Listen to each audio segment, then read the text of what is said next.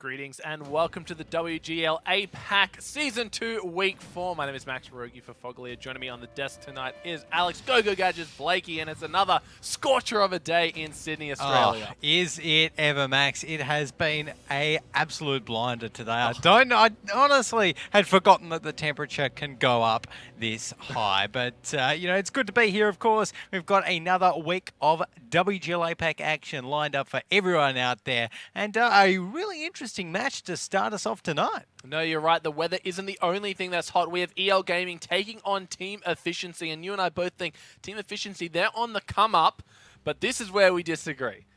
Is that, can Team Efficiency take out EL tonight? That's the big question. That's right. It's TE-EL. It is going to be a tough one. Obviously, EL Gaming, they are undefeated this season. They were undefeated last season. They've been undefeated in APAC, at least, for as long as we can remember.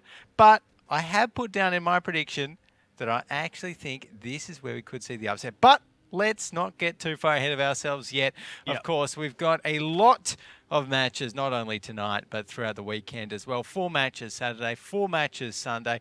And these teams, they're starting to get kind of solidified in their positions on the ladder, right, after last weekend, which is a weekend that we didn't actually see too much kind of shifting on the ladder. You know, we did see the teams up the top. You've got your Team Efficiencies, your Karen Tigers, your EL Gamings.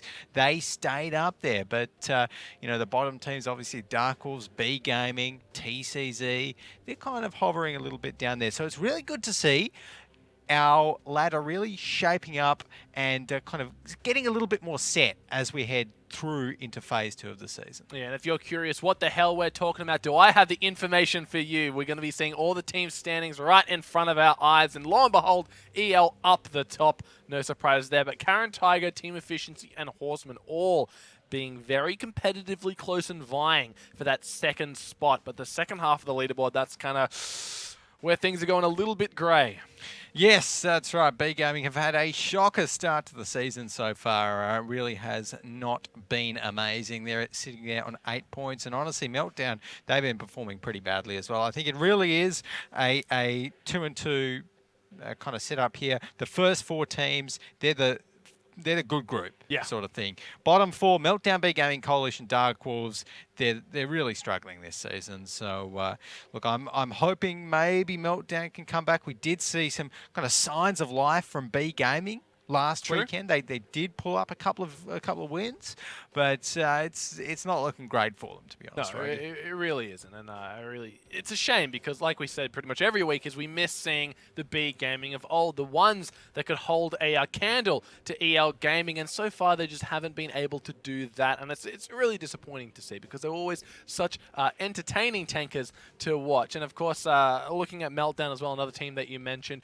kind of not been doing too much. They have the opportunity tonight to show us that they can contest with those top 4 as they're taking on the Horsemen. Yeah, that's right, of course.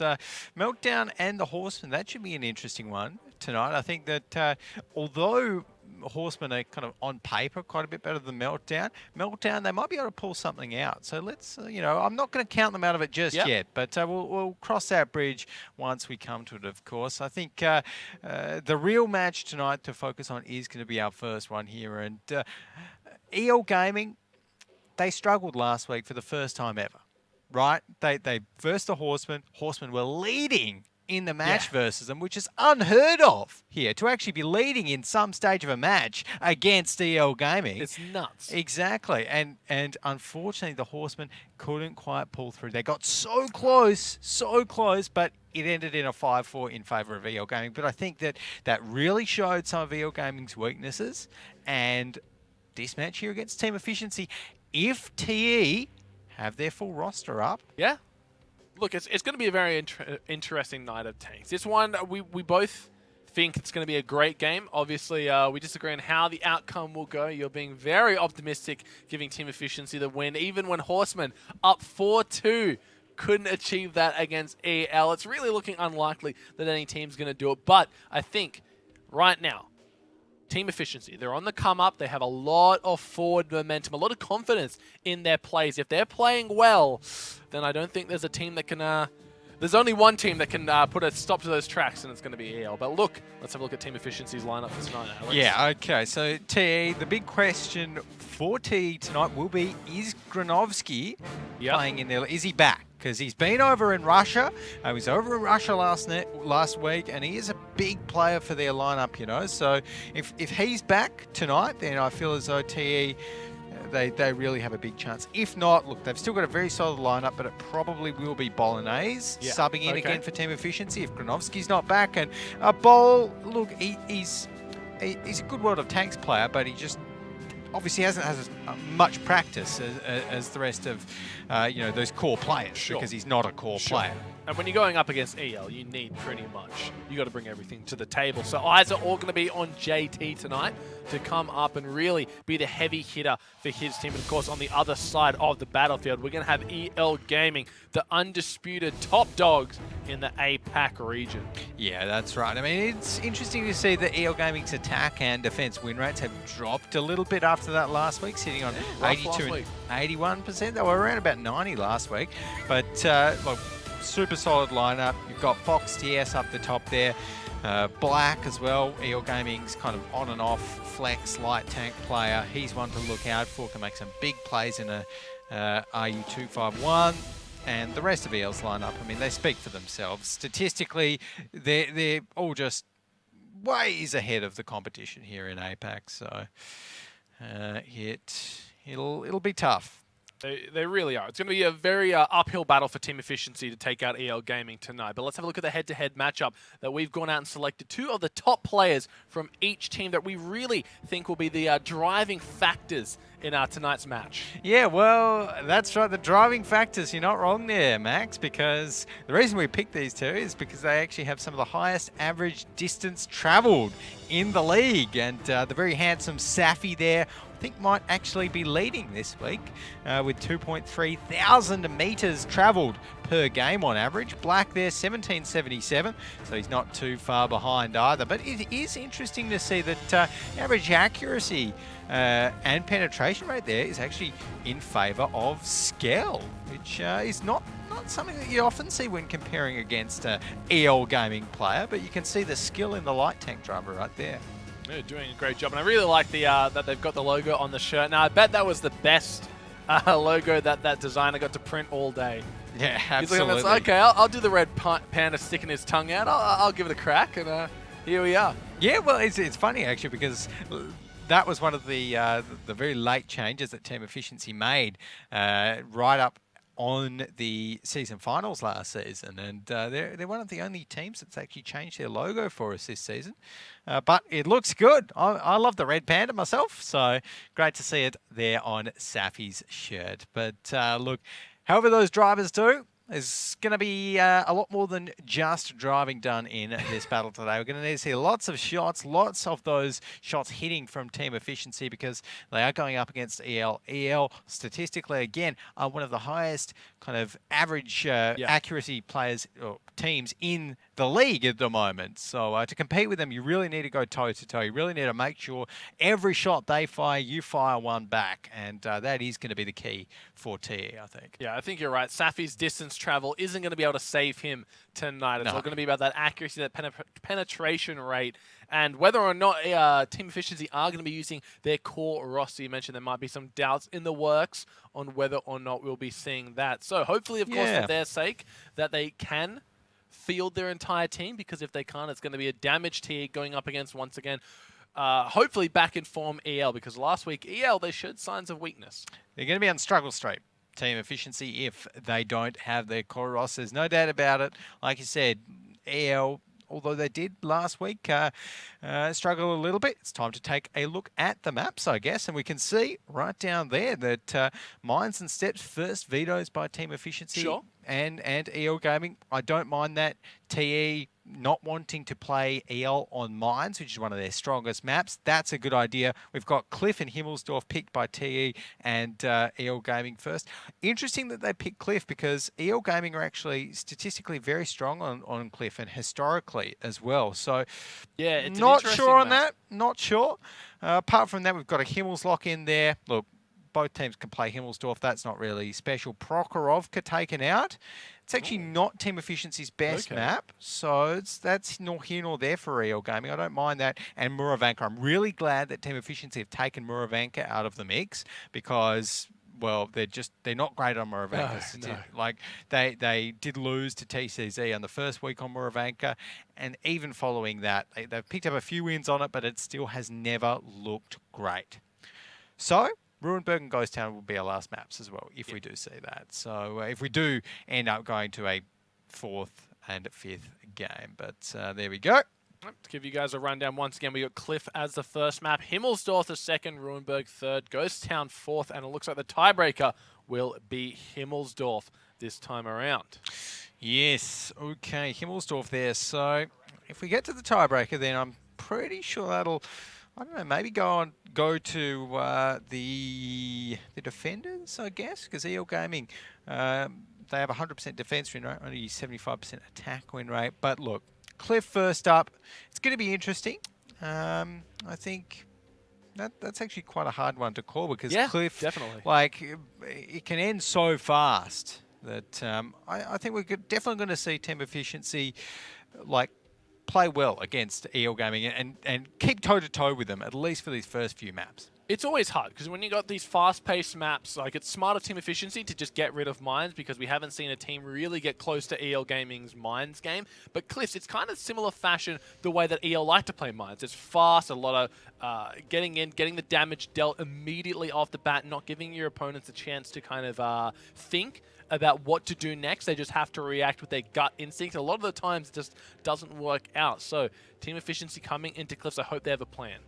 Hope they do as well, Max. I guess a plan is always good to have for those of you that may not know. Specifically for EL, though, it's a very hard thing to cater for when you're going up against such a good team. So hopefully they've coming at, if they're first picking the map, they know who we're up against. I'm really hoping we do see something coming out of this squad. Yeah, and look, like, honestly, TE, knowing them, they may be coming into this one super dedicated, like having done so much practice, so much having put so much thought into this specific matchup against EL Gaming, but also knowing Team Efficiency, particularly last season, you know, there's always a chance that they're just like, okay, we'll try out a few YOLO strats on Cliff, and if that doesn't work, then we're done. We're going to lose. So, but I definitely hope that for Team Efficiency's sake, it is the first one there. They have really, you know, cracked down and taken a look at some of EL's recent games, because they have shown flaws against Horsemen last week, like we saw. So,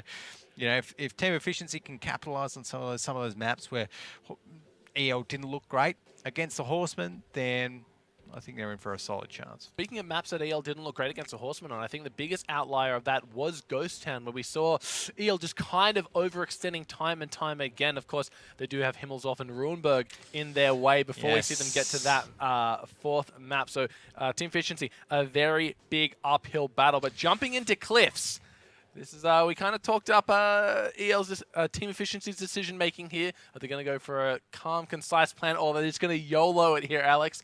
Going to have to wait and see as we jump into the tank pit. Let's find out. So, Team Efficiency, we've got a T49 there. They're going to be going for that big one-shot Tier 8 Scout. Apart from that, Bat Chats, TVP. That's all that you want on Cliff. Just mobility, auto-loaders, damage. They've got it in the bag. EL Gaming, similar sort of lineup. They have chosen the RU251 for the defense there on Cliff. It's sort of nor here nor there. A little bit more reliable damage comes out from the RU. If you let an RU live throughout the course of a fight and not get primary down, then, you know, it is going to put out damage. So it is really a bit of personal preference between those two tanks. I think on the attacking side, it's interesting because the T49 will take a little bit longer to actually get into a position and therefore get its gun ready to shoot, which that's why we sometimes see it more on the defensive side, because it can get kind of pre-aimed better, or pre-aimed earlier, but not to be. Anyways, let's have a look at where EL are heading out to. Jumping into game number 1, EL taking on the very hot Team Efficiency. EL coming a little bit cold off of last week. This is Team Efficiency's best chance to pull off an upset, and what an upset it would be already. Bohan and Safi both going to try and contest the F line here, but Safi What he doesn't know is there are 3 members of EL creeping up the hill. Oh, yes, and actually one of them has just been spotted out, so now Safi will have that knowledge. JT leading the charge, potentially around towards that 2 flag, but so far no major moves from Team Efficiency. They're playing this one fairly safe on the attack, and they've actually got Skell down there in the 1 line, and actually getting off a few early shots towards EL Gaming, so some good early positions by Team Efficiency. Yeah, this is something we don't see out of EL, is when they get the damage taken, they're usually answering back a lot stronger. So already taking a few shots here and then. I think it's worth mentioning that Granovsky is playing for Team Efficiency tonight, but so is Bowl. Yeah, well, there you go. Okay, so still using Bowl as that sub in their roster. But look, I think this is still worth it for EL Gaming early on to have taken a few of those shots. Agreed. Because they're in this nice position. They're up on the lighthouse there. Look, Safi can't really get up because he will be trying to trade it out with, well, he should be trying to trade it out with those 2 EL Gaming tanks. I'm not too sure where Guan Ren is to help out. But overall, I mean, Team Efficiency, they're attacking, so they need to be the ones that actually end up pushing in. And with EL in these really nice positions, that's going to make it a lot harder for them. Nice, trying to get a good little boost up there. Is able to get it without too much trouble. Going to be able to spot out Skell over the ridge. Gets a nice good shot into him. Granovsky on the corner. Guan Ren just kind of keeping him at bay. Guan Ren does take a shot to his front part of the tank there. Has to back off. Nice now under duress. He's going to get taken very, very low. He's going to have to scoot his way out of there should they avoid losing the RU-251 off the cuff there. Yes, so this is not looking great for EL Gaming now. They're already dropped down to 8.9 thousand total team HP, about 700 less than Team Efficiency, and TE are doing a really good job of edging up the hill here.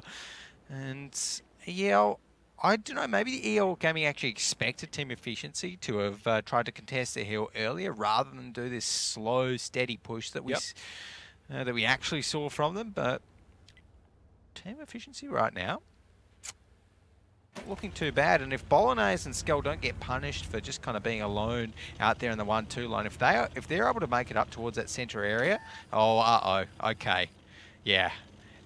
They just got punished. Yeah, they're really just going to walk into the firing line here, and you can see a big shot onto Bolognese. He's already down to about 200 HP.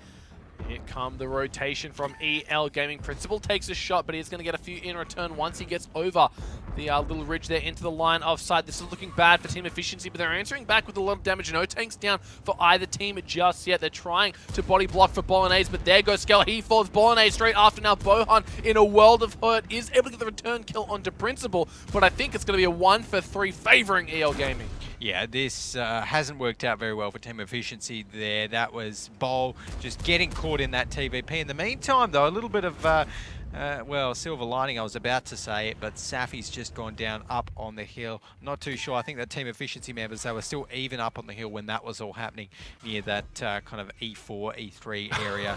And it's JT. He's just getting pushed down the mountain. He goes. No shots left in his chamber. 30-second reload time. Not a great deal. He's going to be able to contribute to this game, and it's looking good for Team Efficiency, but they're trying to scrap with the scrappiest team in the league. That's just not going to work out in their favor. Might be able to get a return kill onto Fox. No, with only 1 shell left in the chamber, not going to matter. More goes down. JT and Granovsky, the only 2 left alive, and 5v2 Team Efficiency, they're going to have to rethink their battle plan coming into the attack. Oh, yeah, they're not going to win this one in a hurry, that's for sure. JT going down. Granovsky, he's going to be next, of course, and yeah, it's just going to be a very kind of simple win there from EL Gaming at the end of the day, because all they needed to do was catch out Bolognese when he was making his way up that 1 line towards the little mound on E4, and that was pretty much curtains for Team Efficiency. As soon as he got caught out, you know, it's cliff. Games on cliff change so fast because each team has so much damage, and just like that, EL Gaming, you know, they were able to capitalize on that, capitalize on the issue, and boom, just like that, win the game. Bit of a sloppy start out of EL there. They did take a few unnecessary shots, but Unfortunately for Team Efficiency, it was the rotation that they tried to pull off around that 7 to 6 minute mark that just caught them off, didn't catch EL off guard. They knew it was coming. They prepared for it quite well. They got the spots out, making sure that the RU-251 was in a great position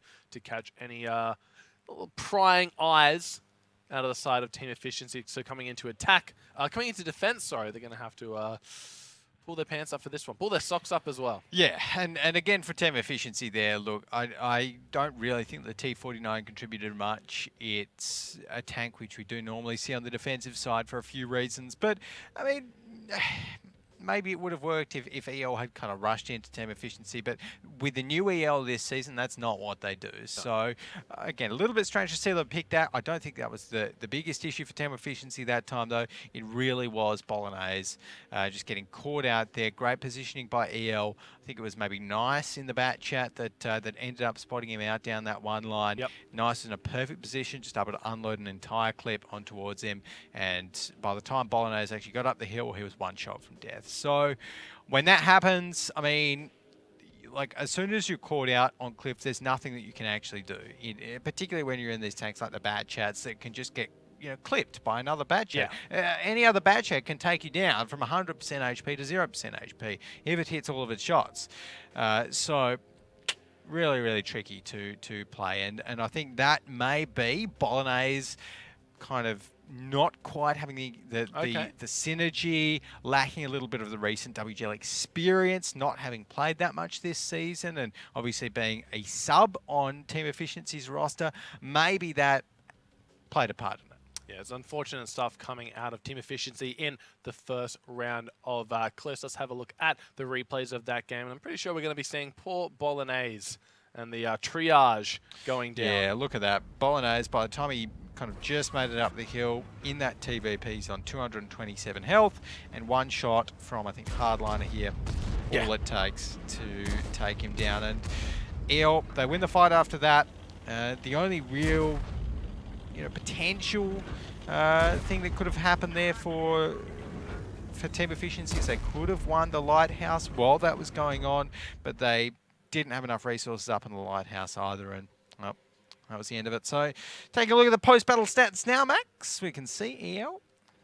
Actually, only 4 members out of the top 7 at the top. Yeah, I feel like a lot of damage was dealt to the EL squad from Team Efficiency early on. Like, I know we're going back to it quite a bit, but it really was just that one rotation that got spotted out earlier than Team Efficiency would have liked, that kind of had their advantage just disapparate in front of their eyes. So it's not over yet. Definitely don't count them out. You can see some good damage dealers coming out of Granovsky. Glad he's in the fight tonight. Bohan as well, doing work as well as more. Just really want to see them maybe be a little bit more patient with their rotations. Make sure that people like Bolognese can't get spotted out immediately. Make sure they know where the tanks of EL are, so they can get some they need to take less risks. It's as simple as that for Team Efficiency. I think that was a risk that they didn't need to take, pushing Bolognese up that line. They hadn't spotted out.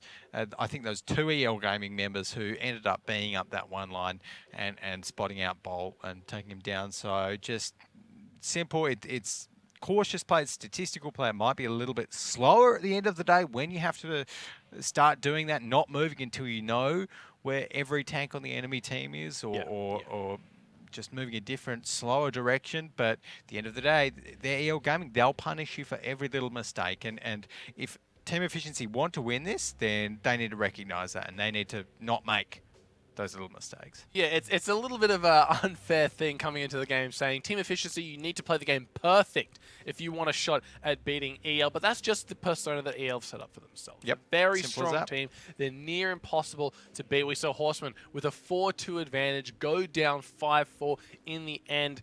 Unfortunately for Team Efficiency, they're starting this one off a little bit shoddy, but I do have faith that they will be able to bring it back on the defense. Let's jump into the tank lineups to see what they'll be rolling out with tonight. Okay, let's take a look at those ones. I'm going to be expecting some very similar ones to what we saw just then. Yeah. And the only real difference is EL Gaming going to be going with 2 tier 9s on the attack. They've got the Object 432, which is a very solid Soviet tier 9 medium tank. I'm actually a big fan of it. It's got a very high DPM gun. excellent little bouncy turret. That'll bounce a couple of shells if they so hit it. And Skoda T50, little baby TVP.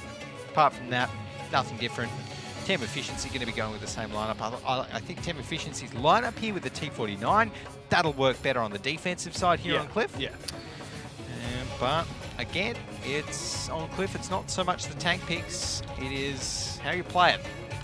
That's pretty much what it comes down to. It's not the tank you pick, it's the driver who ends up deciding how well you're going to go. But jumping into the second half of Cliff's, EL off to a strong start already. But Team Efficiency, they did show that they've got their minds in the right place. They just need to fine-tune a few key aspects, and I'm sure they'll be able to continue to keep EL on the ropes.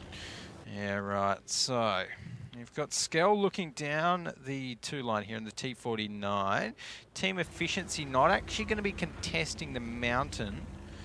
So, or the lighthouse rather, here on Cliff. It looks like EL Gaming may be doing the boost to try and get up here. Or no. Yeah, Black just being a bit of a mountain tanker at the moment and just trying to get the boost. Great stuff. Don't think you can boost from this side of the mountain, so I think Safi maybe is just I don't know, I'm not too sure. Actually no, maybe you can. Sorry I think I'm completely wrong there, because Safi's just thinking of somewhere else. Yep. Well, we can see more trying to get some pop shots over onto Black. Not going to find the first one, maybe going for the second. He's just trying to make sure the Principal can get up unspotted, because if they only call one up at the lighthouse, they might be a little bit surprised when Principal rears his head. JT getting spotted out as well. A hardliner, not Principal, sorry. Principal is down there in the object 430. Yeah, right now, look, Safi has made his way up there, and he actually will find Black. Oh, he's already one shot down. I'm not too sure what just went on with Safi there, but that was a big choke. He really would have wanted to trade that one out. Not the end of the world though, taking one extra shot, particularly when he does have a bit of backup behind him for Team Efficiency's side. Hardliner's taken one as well. Yeah. Look, so at the moment, I don't think we're going to be seeing any kind of big battles just yet. These teams just poking each other, trying to gain control of this cliff, of this upper lighthouse area. Now it's Safi reloading. It's going to be Granovsky that takes the roll. Choking the shots, unfortunately, out of Team Efficiency. They're 2 good shells that could have done quite a bit of damage over onto EL. Like Hardliner, he could be considerably lower than he is right now. Still 3 shells in the clip. More just there on the waterfront, making his move on up. EL know exactly where he is. Looks like they might want to rotate down and go for a barrage. Yeah, I don't know. More down there, he does have a lot of cover, so EL probably don't want to give up their high ground on the hill to do that. Instead, Hardliner will be getting the reload happening. 35 seconds left for that one, so I don't mind Team Efficiency's spot right here. They've made it to the top of the hill. They haven't really sacrificed much. They do have pretty much all of their tankers up around here, up around the lighthouse, and EL Gaming, you know, we can see Foxy, Esquire, and Nice down the bottom there. Looks like they're trying to do a late rotate up the 2 line.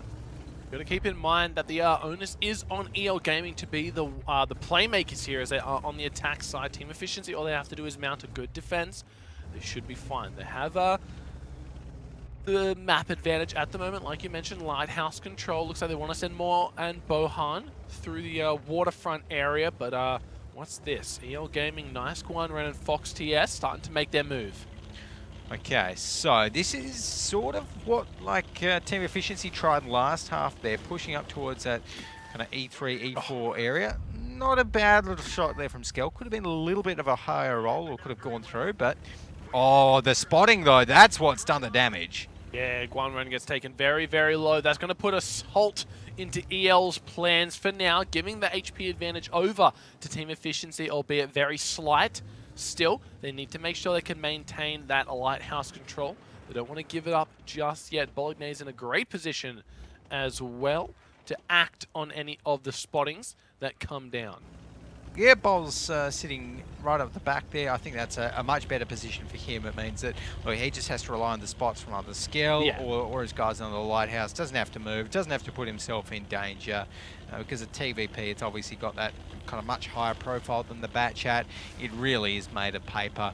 And in any fight, the TVP will always be the focus fire target. It can unload its clip of 4 shells in less than 5 seconds.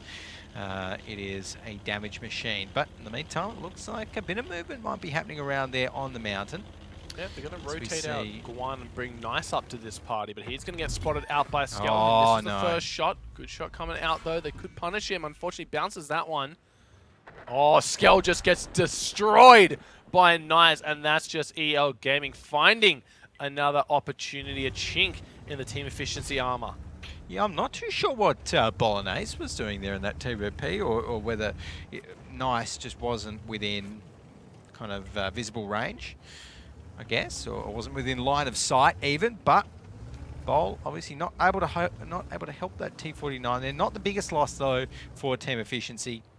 I think you know, they've gained that valuable intel. They know that Nice was around there now, and they have actually still got a pretty decent HP lead, 400 HP. So not that great, and not enough to write home about. But time is ticking for EL Gaming. They have to do something within the next 4 minutes to get the win here. They're on the attack. Let's not forget. Yeah, Nice. He's just kind of meandering around that B2 area at the moment, maybe making us rotate back. He's gotten his kill. Where does he want to make the play next? Hardliner is able to get the trade, gets the higher damage out, but only by a little bit, and his HP is lower right now, so he'll take everything he can get. Still 4 shells left. Safi, same amount here. He doesn't want to give up any control at the moment. EL trying to rort that back in their favor, but Bohan is going to make his way over to back up more. We could see the push coming out of EL very soon. Yeah, I don't like this from EL, actually. I think team efficiency, they have a really good setup because Hardliner can't push up because he's dead in 2 shots. I mean, look, there you go. So it might actually be team efficiency to make the move here. Yeah, they're trying their hardest to get some damage down. Black, he's going to cop a few shots from Moore if they can penetrate. A shot over to Hardliner. This could be it. Moore can't find it. Bohan goes down to Black. That's going to be a great capitalization coming out of EL Gaming. Fox TS goes down in that Skoda. JT is the one to pick up that. Lighthouse control still in favor of team efficiency, but they're down 2 tanks. Hardliner, a hard breath away from falling to scrap at the moment. Can team efficiency capitalize more? He is quite far up, but he's got a lot of cover. Bolognese and Nice in a 1 versus 1 here, but you can see the damage coming in from Nice. He may have overextended here. He needs to go for the trade. That's his only hope now. Oh, but he is able to get the trade just in time before Bolognese can get the reload. Safi takes out Nice. A 1-for-1. Great stuff from Nice. Yeah, there we go. Great play there by Nice. Bol, look, he gave it a good try. Was juking around the rock, but just was not enough. And right now it is a 4-on-4. Both teams looking, well, not super healthy. Team efficiency with about a 1,000 HP disadvantage coming in towards this little brawl, but they have time on their side. Great little snipe there from Principal, though, on towards Moore. And 2 minutes until EL Gaming has to push in and has to take out the remaining members of team efficiency. Will they be able to do it? Oh, they definitely are in a great position to do so. JT wants to make his mark. Hardliner goes down as well. Where does JT want to? Where does he want to push from? Guanren getting some shots. He's forcing him back. Finds Principal as well. Safi, great connection onto Guanren. He goes down. This is looking bad for EL. A minute 30 left on the clock. Down a tank and in no position to capture a hill. They have to go for the kills. Principal gets taken down 2 versus 5. This is looking like it's a win for team efficiency unless they choke the mother of all chokes. Well, yeah, and it's looking like they do have enough shells in the clip to take out Quiet. That would have been the only concern there for them is if they'd used up all of their auto-loaded shells and Quiet had just come off the reload, but that was not to be. Granovsky instead should be able to take out Black there, or at least get him low enough. 1 shell, and Black, look, he's a miracle man, but he's an excellent tanker, but he's up against the odds this time, for sure. Yeah, this is going to require something almost more than a miracle, because he needs to fire 2 shots at each tank within the next 45 seconds, which is basically 30 seconds because he's on the reload now. So that's not going to happen. And there we go, team efficiency. even it up 1-1. Oh, great stuff coming out of Efficiency there, being able to take that one away. They were off to a rough start this time, but it seems like that the defenders coming out on top the Cliffs tonight. Absolutely. So well played there to Team Efficiency. I think that was obviously a strat. Well, it looked to me like they had kind of rehearsed that defensive side a little bit more than they had their attacking side, or maybe they just hadn't rehearsed their attacking side against a team as good as EL Gaming that punished them for it.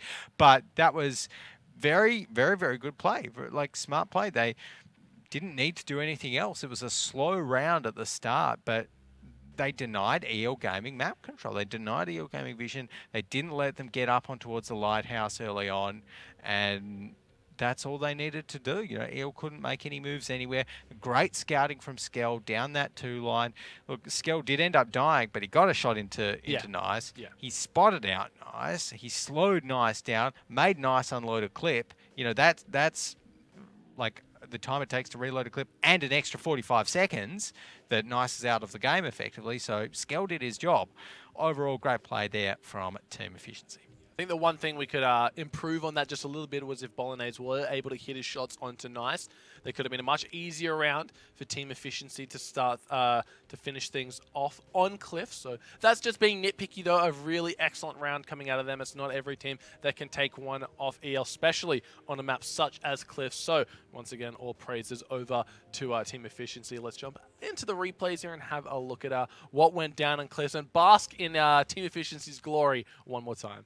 We can try, but yeah, here was Skell. I think he missed the shot here, which is a little bit unfortunate, but like that's just the Teak-49's gun, honestly. Like you can aim it in that far and it'll still just RNG off to the side. Not a very accurate gun at all, of course, but apart from that, look, Team Efficiency, they were just able to win that lighthouse there, and I think by this stage it was just too late. That's a situation where I think, honestly, the Object 432, as much as I love it as a tank, it probably would have been better, I'd say, to have a batch at AP there, just for that extra burst. But, you know, it's not what EL Gaming did, and you live and you learn.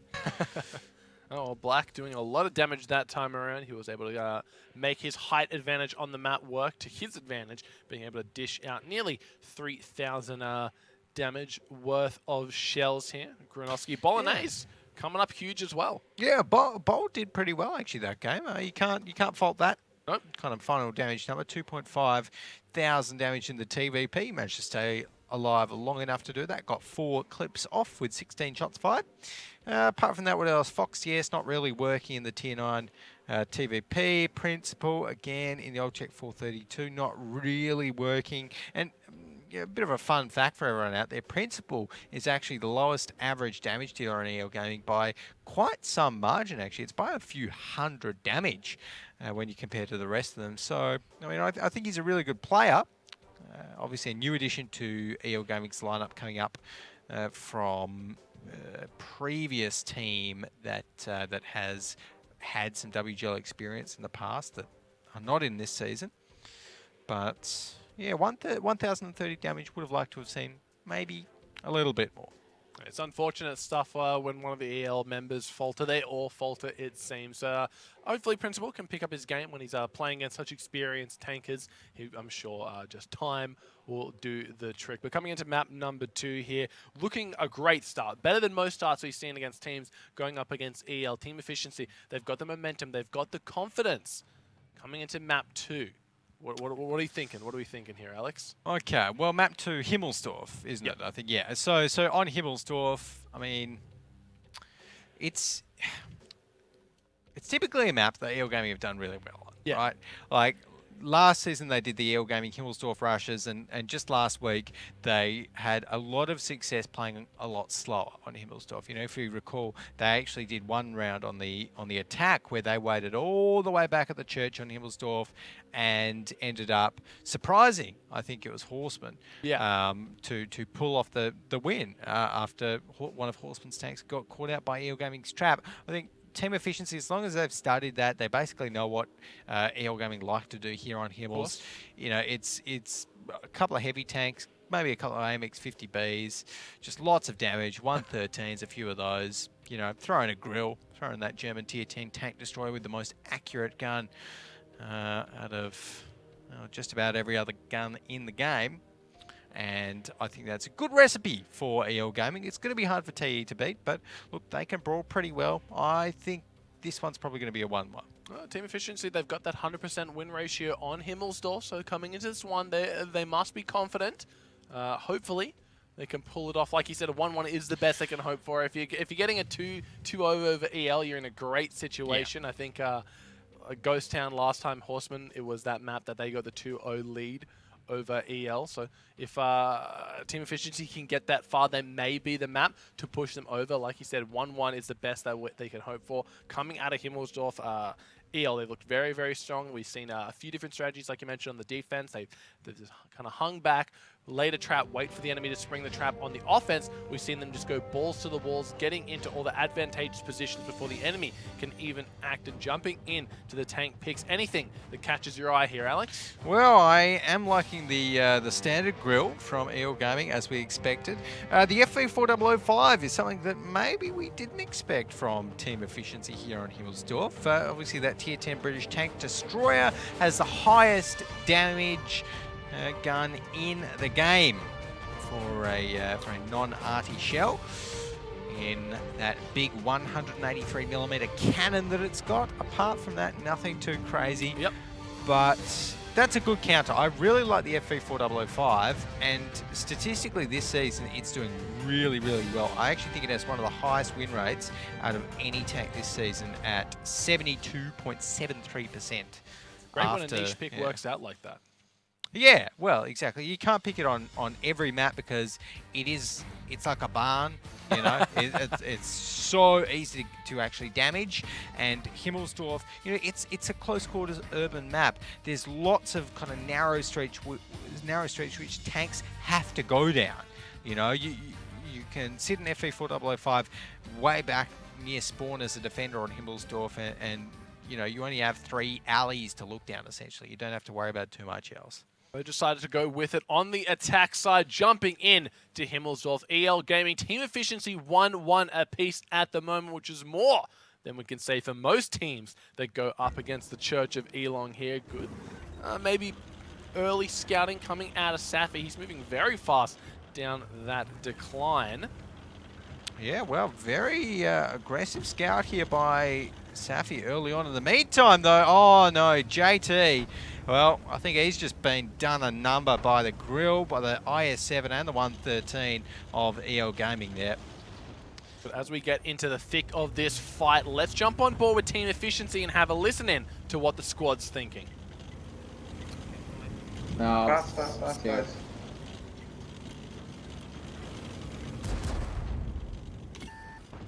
Why are you stopping, 50 beats? I hit the wall, mates. Nice, nice, nice. Finish nice. Reloading. 90, go up now. 90. 113. Johnson, can you cover one shot for me? I'm tracked. Yeah. That's what I'm trying. Go. No, we need to go. No, we need to push forward up. We need to kill the 113. Get this one now. Turn around. Banovsky, we need to go. We need to kill the 113. I'm on reload. Yeah, okay. Batchat is fired 4. Batchat's on reload. Batchat's Come kill climbing. the 113 with me, please, somebody. I'm coming. Not bad. Don't poke. Batchat's fired 4, Okay, he's just on put reload. someone on cap. Go bomb. Get across. I'm going.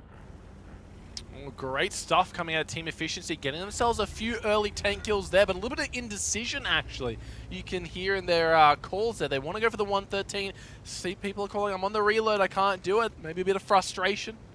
Yeah, that was really interesting, riding out there with Team Efficiency as they were heading in, and oh no, this isn't going to be a great trade here for Bohan. Oh, manages to ding it though. Great little bit of dodging, and that is why Bohan is the highest average damage blocker on all of Team Efficiency by a very large margin. He's actually the highest average damage blocked in the entire season, so he's a wizard with that 113.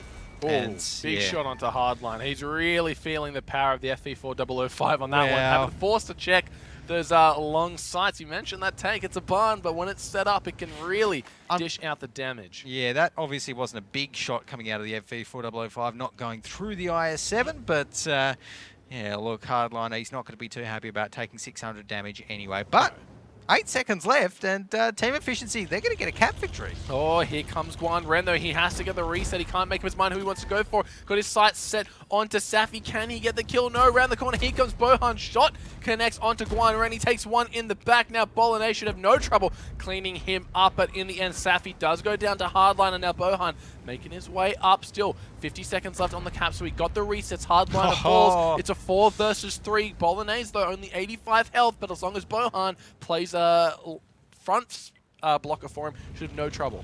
Yep, there we go, Bohan doing a good job. With a bit of body blocking and Fox DS here in the grill. This is a situation where the grill is not really that valuable, in my personal opinion, when it comes down to a sort of very low numbers brawl like this, but obviously we've just been proved somewhat wrong with, I think, Bolognese going down to Mr. Black. Black found him Yeah, out. He went round to the back. And look, Team Efficiency here, they've still got 6 minutes left, so they don't need to rush this. They don't need to force the cap. They should just be able to take out EL Gaming quite simply with their normal tanks, and that's exactly what Granovski's doing there. Shot onto Principal, one shot onto Fox. Good double. Just like that, TE, they've won Himmelsdorf. Great stuff coming out of Team Efficiency. This is impeccable. Despite small mechanical advantage at the start where we saw Bolognese get caught on the wall. I think it was JT's going, hello, why is the AMX50B stopped? Hello, keep moving. He's like, man, I got stuck on the wall. Yeah, Cut me some that slack. was funny. That was funny. And, so a few missteps there, but nonetheless, Team Efficiency should have no trouble going for a cap victory here. We're still 5 minutes left. There's not a lot that poor Black in the RU251 can do. Yes, and Granovski's in the perfect spot to spot Black, and oh wow, Black actually taking one shot already. One more shot, gonna be enough to finish him. There we go. And suddenly, for the first time, I think in WGL APAC history, EL Gaming have been on the losing for 2 weeks in a row in a game. Nuts. It really is. It's very uncharacteristic of EL to come out and look this sloppy, because these rounds are looking very, very clean out of Team Efficiency. They're coming in with a plan, even slightly messing it up, still pulling out ahead is great stuff.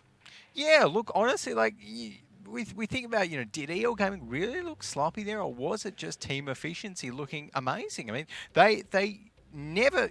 It's very rare to see that sort of a push coming in where TE pushed down the bat chat just instantly down the hill. I mean, we've seen hill pushes before in WGL APAC, but that one, like, I don't actually think we've seen one this season, a fast, decisive, snap of the finger hill push. And I think from memory, TE, they also had a few other tanks that got caught moving through the banana, and EL thought, oh, that's right, it's a banana push, no problemo.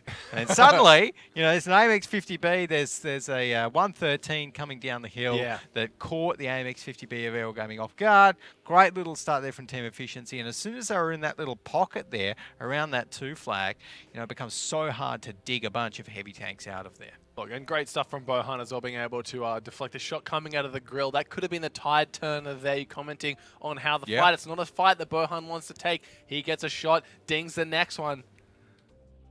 Absolutely. Well, let's take a look at the replays to see if we can see maybe Bohan again getting that amazing ricochet off. But yeah, this was a very early stage of the battle there. Mr. Bohan was able to get some good damage across on towards Nice and Quiet. And look, those two guys just got obliterated, and 2 tanks off the field, not even 1.5 minutes into the game. Great play there from Team Efficiency.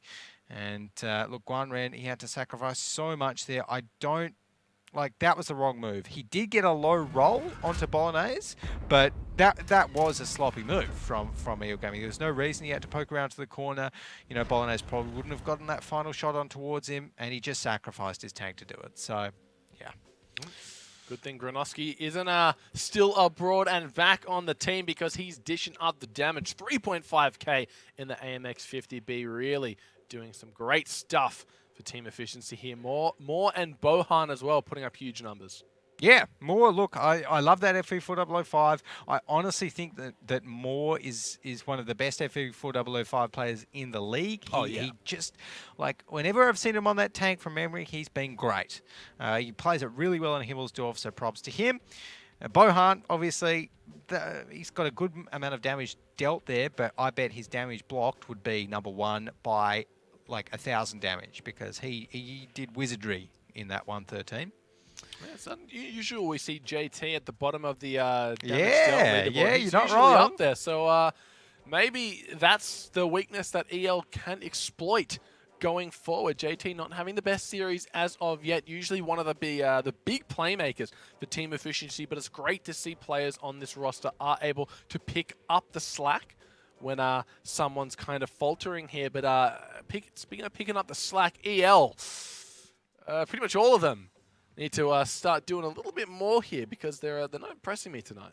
Yeah, it's not looking great for EL Gaming, I think. But you know, touching a little bit there on JT. Yeah. Like JT, he's got the highest average, or the second highest average damage dealt across every player this season. You know, Been just taking a look at our huge. player stats, an average of 1,600 basically damage per game. So you're right, it is very strange to see him with that low amount of damage. But anyways, let's take a look at the tank lineups for the next half here on Hillsdorf to see what we're rolling out with. Well, looks like team efficiency going for the Oh. FE4 005 once again. This time on the defense. They're going to have an easier time setting it up. Oh, you know, honestly, looking at that, I think EL Gaming, I don't reckon they planned this. I reckon they're just like, damn it, the FE4 005 is really good. We should pick one. Yeah, so this is going to be really interesting to see how this plays out. 2 IS4s. Okay. Which, again, the IS4, if you get it in the right position, it can do work. It does have a bit of a tricky gun to use compared to something like the 113.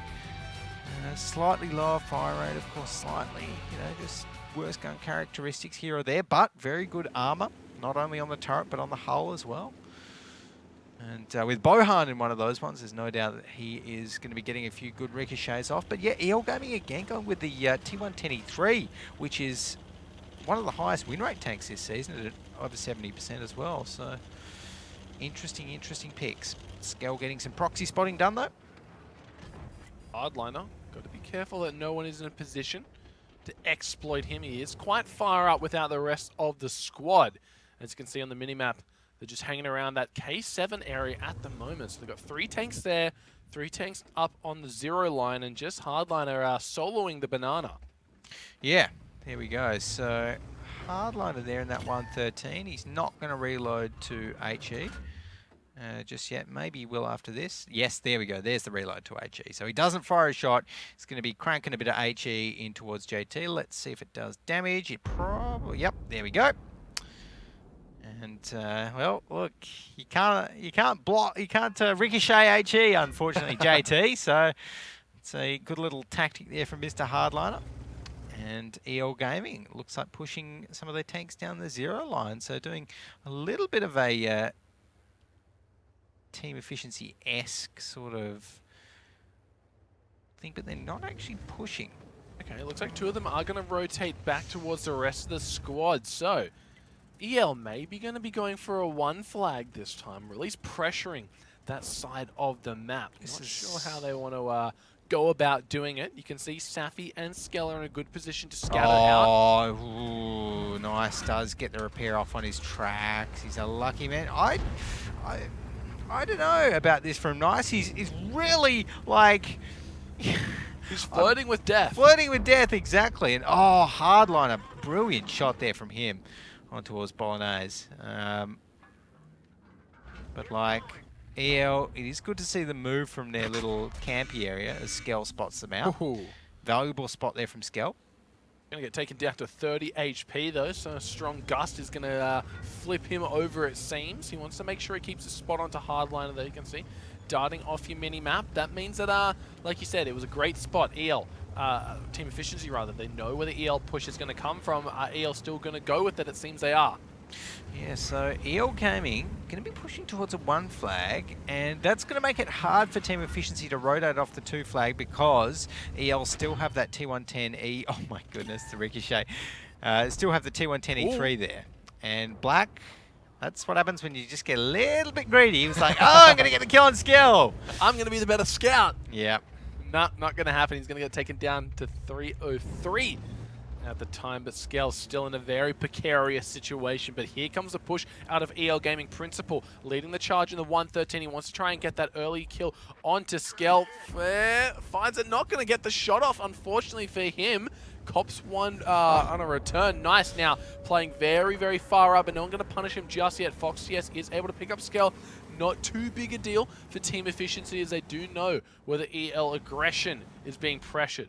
Yeah, and more here. Look, it's going to be really dangerous for him to poke because he is in an FE4005. He does use that repair kit though.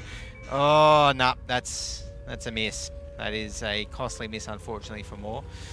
And yeah, he will be getting away though, so Nice is doing such a good job here pressuring Bohan. Yeah, but only 15 seconds left on the clock, and it doesn't look like there's anyone in position to stop EL Gaming here. Safi is just going to have to go for the hero suicide play here. He's already starting to take a little bit of damage. He's able to get the reset up to 30 seconds, but has it cost him his life? Bolognese goes down now. Hardliner Granovsky in a 1v1. Hardliner forcing the fight out early, but here comes Guan Ren. No. Can he get a huge shot into the back of the IS-4 of the AMX-50B? Not going to use it just yet. A lot of patience coming from Guan Ren at the moment. Yep, there we go, and he should be able to get a shot on towards that IS-4 there, or even just save his gun. No, that will be quiet. That ends up picking up that one, and 1 minute 40 left, so the resets happen. Actually, no, that was EL driving off the cap potentially, unless Bohan got the reset.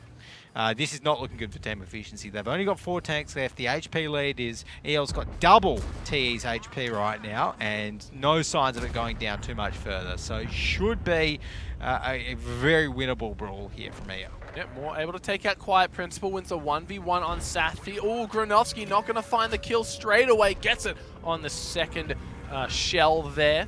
2 versus 4. EL, though, looking to bounce back, tie things up to a 2-2. We mentioned this was a great thing for team efficiency. Obviously, they'd like to take out Himmels with a 2-0, but a 1-1, you got to be happy with that. It's funny actually because, oh, that's a big shot from Moore actually in the FE4005, and I don't think EL oh no, Fox TS is going to be in that AMX-50B. If Fox TS can punish Moore, then I think it's completely over for team efficiency. Oh, yeah, I no, think Moore's done. One more shot should take him out. Yeah, lol. Just like that, boom. Tying it up, 2-2. EL answer back, and they answer strong, showing that they're still not a team to be trifled with. No, but look, I still quite like that play there from team efficiency. Like, the issue for them early on then was that they couldn't deal with a T110E3 up on the hill. You know, I think it was a nice playing that one. Yeah, really. he just didn't get punished. Yeah, well, again, it's really hard for them to actually try and punish Nice in that situation. He's in the T110E3. You know, he was playing that corner so well on the hill, and obviously the T110E3, and the reason these teams pick it is because it does have that amazing armor. You get it on a little down, like a very slight downwards incline, so that nothing kind of vulnerable is showing. Then things like the AMX-50B is going to struggle to go through it. And they really did, because Nice was able to just constantly be just a pest, swooping in, getting a few shots here and there, causing some damage, while the main threat of EL Gaming was pushing that one flag and more. He got a few good shots off on the FE4005, but it just wasn't meant to be, falling down on the second half of Himmelsdorf. Yeah, a little bit unfortunate there for Moore. He didn't have quite the impact that he did in that first game. And, I mean, I just think that was a great push from EL Gaming, because Team Efficiency weren't expecting it on towards that one flag there. You know, Team Efficiency, they saw the T110E3, and I think you could tell they were thinking, oh, it's either going to be like a full hill push from EL, or it's going to be a banana line push from EL, which is maybe why Skell was sent there, but not to be. Yeah, a lot of great stuff coming out of EL. It seemed like they had 3 different plays they were enacting at once. And I really want to have a look at some of the highlights of that game that can help cement that. You saw Hardliner and Guan Ren feigning the banana push. Nice, he's still alive. He was just doing so much work on that 2 flag. Then over at the 1 flag, Principal, Quiet, and Fox TS just kind of being the backbone of the squad. Yeah. Exactly. So that's that was really hard from. Oh, it was a good shot. Yeah. Good shot from there from Moore. I can see why you're saying last time that 700 damage shot, not a lot. Going out the FE4005, just putting up huge numbers when it's able to connect the big ones. And Mori, he got 2 good kills here. But now Grunoski, 6 seconds left on the reload. And, F4005. he's going to feel the burn. I love that. It was directly pointed at him. He was staring down the barrel. Yeah, of you don't, the- it doesn't get much. That's when they're saying staring down the barrel of a loaded gun, it doesn't get much worse when that barrel is an FB4005. Yeah, exactly. When that barrel is 183 millimeters thick. But Guan Ren there, well, he actually got outclassed by more, the top scorer on team efficiency in that one. So he did actually have a very big impact that half as well. 3,000 damage. Unfortunately, not enough for T to pull through and look nice. He only got two shots through in the T110E3, but he did all that he needed to in that one. He was just a massive pest for team efficiency, distracted them brilliantly. You know, they couldn't take him down. That was a good little, I don't know, strategy, I guess, from EL, because we haven't seen that one before with the T110E3. You know, it can hold its own, and unless you rush it, unless you commit like at least 2 tanks to it, which are going to take damage because they're going up a hill anyway. That's often, you know, the issue with the T110E3 and why on any other map you might not be able to leave it alone because people just drive towards it, take 1 shot, and then start driving around it, and, you know, Bob's your uncle. You can't do anything. But on Himmelsdorf, obviously, when you're on the defense, you can't drive up the hill fast because it's a big hill. You're right, and I think the 3-prong attack coming out of EL Gaming would just work perfectly. I don't think Team Efficiency knew where the threat was. Even though Skell got a great spot off, quite early on they were still unsure because of how aggressive Nice was playing up on that little incline. And then the banana hardliner, he was on the banana just doing work, keeping Grunovsky. Yeah, Grunovsky, sorry, keeping Grunovsky in check, and then the rest of EL just kind of came up for that 1 flag and just punished the indecision, essentially, coming out of team efficiency. Yeah, look, that was really tough, I think, for team efficiency, and like, I think without each of those individual elements in from EL, maybe T would have read it better, but they didn't. EL there, you know, all props to them, and now it's time for T to focus on the next map as we head into a 2-2. Essentially, even it is going to be Ruinberg, of course. Nice, interesting map. Very differently played, asymmetrical on both the attack and defensive sides, Rogi. And, you know, we could be expecting some crazy attack picks here on Ruinberg. We've seen the CDC before. We've seen the SU-14 It's one of the crazy shield. ones. Exactly. Maybe some Mausers. Who knows? Look, it's one of those maps where you really don't know what's going to happen until you see those tanks and thoughts, Alex? Got the CDC. Yeah, we do. And I don't know, why do EL have to do the CDC here? Remember last time we saw the CDC bait? They overextended straight onto that 2 flag, and all of a sudden it's sitting on the 1 flag doing work, or vice versa. I mean, I'll be interested to see how EL Gaming use it, because like with the CDC, they're like, I mean, it's kind of like fool me once, and then I've forgotten the saying, fool me twice, something else. Fool me once, shame on you. Fool me twice, shame on me. Yeah, that's no, like, backwards. Fool me once, shame on me. Fool me twice, shame on you. Yeah, that's how it goes. There you go. There you go. Thanks, Max. And this seems like the 6th time we've seen this strategy come on. So someone's doing a lot of fooling here, and we'll have to see if EL Gaming can pull it off. Who's going to be in the CDC this time around? It's going to be Black in the CDC. Moore actually already spotted in that TVP. Oh, he's dragged. He's playing a really dangerous game here, not getting the repairs happening. Oh, YOLO. Oh, Moore, mate. You're lucky. But does end up pulling through. Let's see where Black decides to go. Doesn't look like they want to go for the 1 flag cheese strat straight off the bat. Maybe it's kind of just a little bit of insurance if things go awry. Yeah, and we can see Mr. Bowl there, Bolognese, with a very respectable average damage of almost 1,600. Accuracy of just about 80% as well, which is some good stats there from Mr. Bowl. I've had the pleasure of platooning with him a couple of days ago with the real Jordan Elfish guy maze as well. Oh, a celebrity in the midst. Yeah, absolutely. Absolutely. That was fun. And even though I did kind of feed a little bit and do quite poorly in some games. Sounds very unlike you, Alex. But look, Bolognese coming in, having a good series so far. when you take into account that he is the substitute player for team efficiency, you got to kind of take it up a notch on performance-wise. So great to see him filling in this time around. Going 2-2 with team efficiency with a EL, with a sub is great stuff. It really is. So I'm hoping that they can keep up this level of play and this momentum. And EL, they're kind of not sure what they want to go for here. As I say, that Fox, Hardliner, and Black are making their move up around the small little village to their sides. Hardliner's going to get spotted out. Safi doesn't want to go for a shot just yet. Wants to maintain his stealth. Nice, gets spotted out on that IS-7, but they don't know that Quiet is there as well. Oh no, Fox TS rather. Hardliner takes a shot in the side, cops that one. Nice as well. Going to be moving up the 6 line here. Getting some shots down onto Bohan. He's trying to return him, but he takes 900 for his troubles. Skell also just wants to keep his position hidden for now. Yeah, he's doing a good job at that. Mr. Skell just getting out that 1 flag.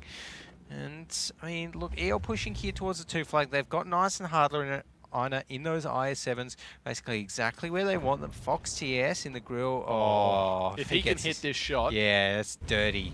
Dirty if he can. But that's how you play the grill. Yeah, so it's the most accurate kind of standard tank destroyer in the game. I think maybe the new STRV S-Tank is kind of equally accurate, maybe a tiny bit more accurate when it's in siege mode, but yeah, overall, EL Gaming, they've got their tanks where they want them, the IS-7s. I'm still a little bit unsure as to why they picked the CDC, if they're not going to actually do anything CDC with it.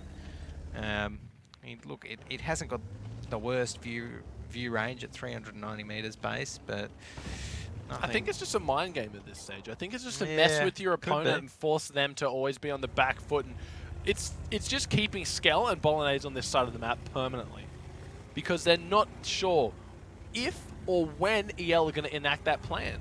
They're thinking, oh, is this a bait? What are EL doing? Am I just going to see the husk of the CDC just roll up to the side any second? Now you can see he's in position to do it. Yeah, there you go. And Black, he's got the coded optics and the vents, so he will be able to spot from quite far away. Just obviously more of a utility tank now, and may even just be firing not only to check bushes, but to see if he gets spotted out.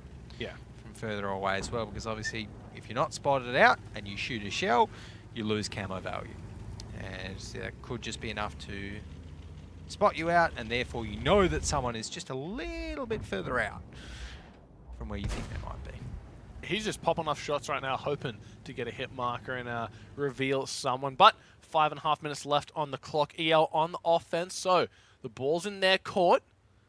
Do they want to go for a 3-pointer or a slam dunk? We'll have to wait and see. Team efficiency, they've mounted a good defense, but they've let a few members of EL move up that K-line and 7-line respectively here. So if they're not on point with their communications, they could get caught off guard, because I do feel like they're putting a lot of effort into making sure the CDC strat doesn't get pulled off and Blackie's been spotted.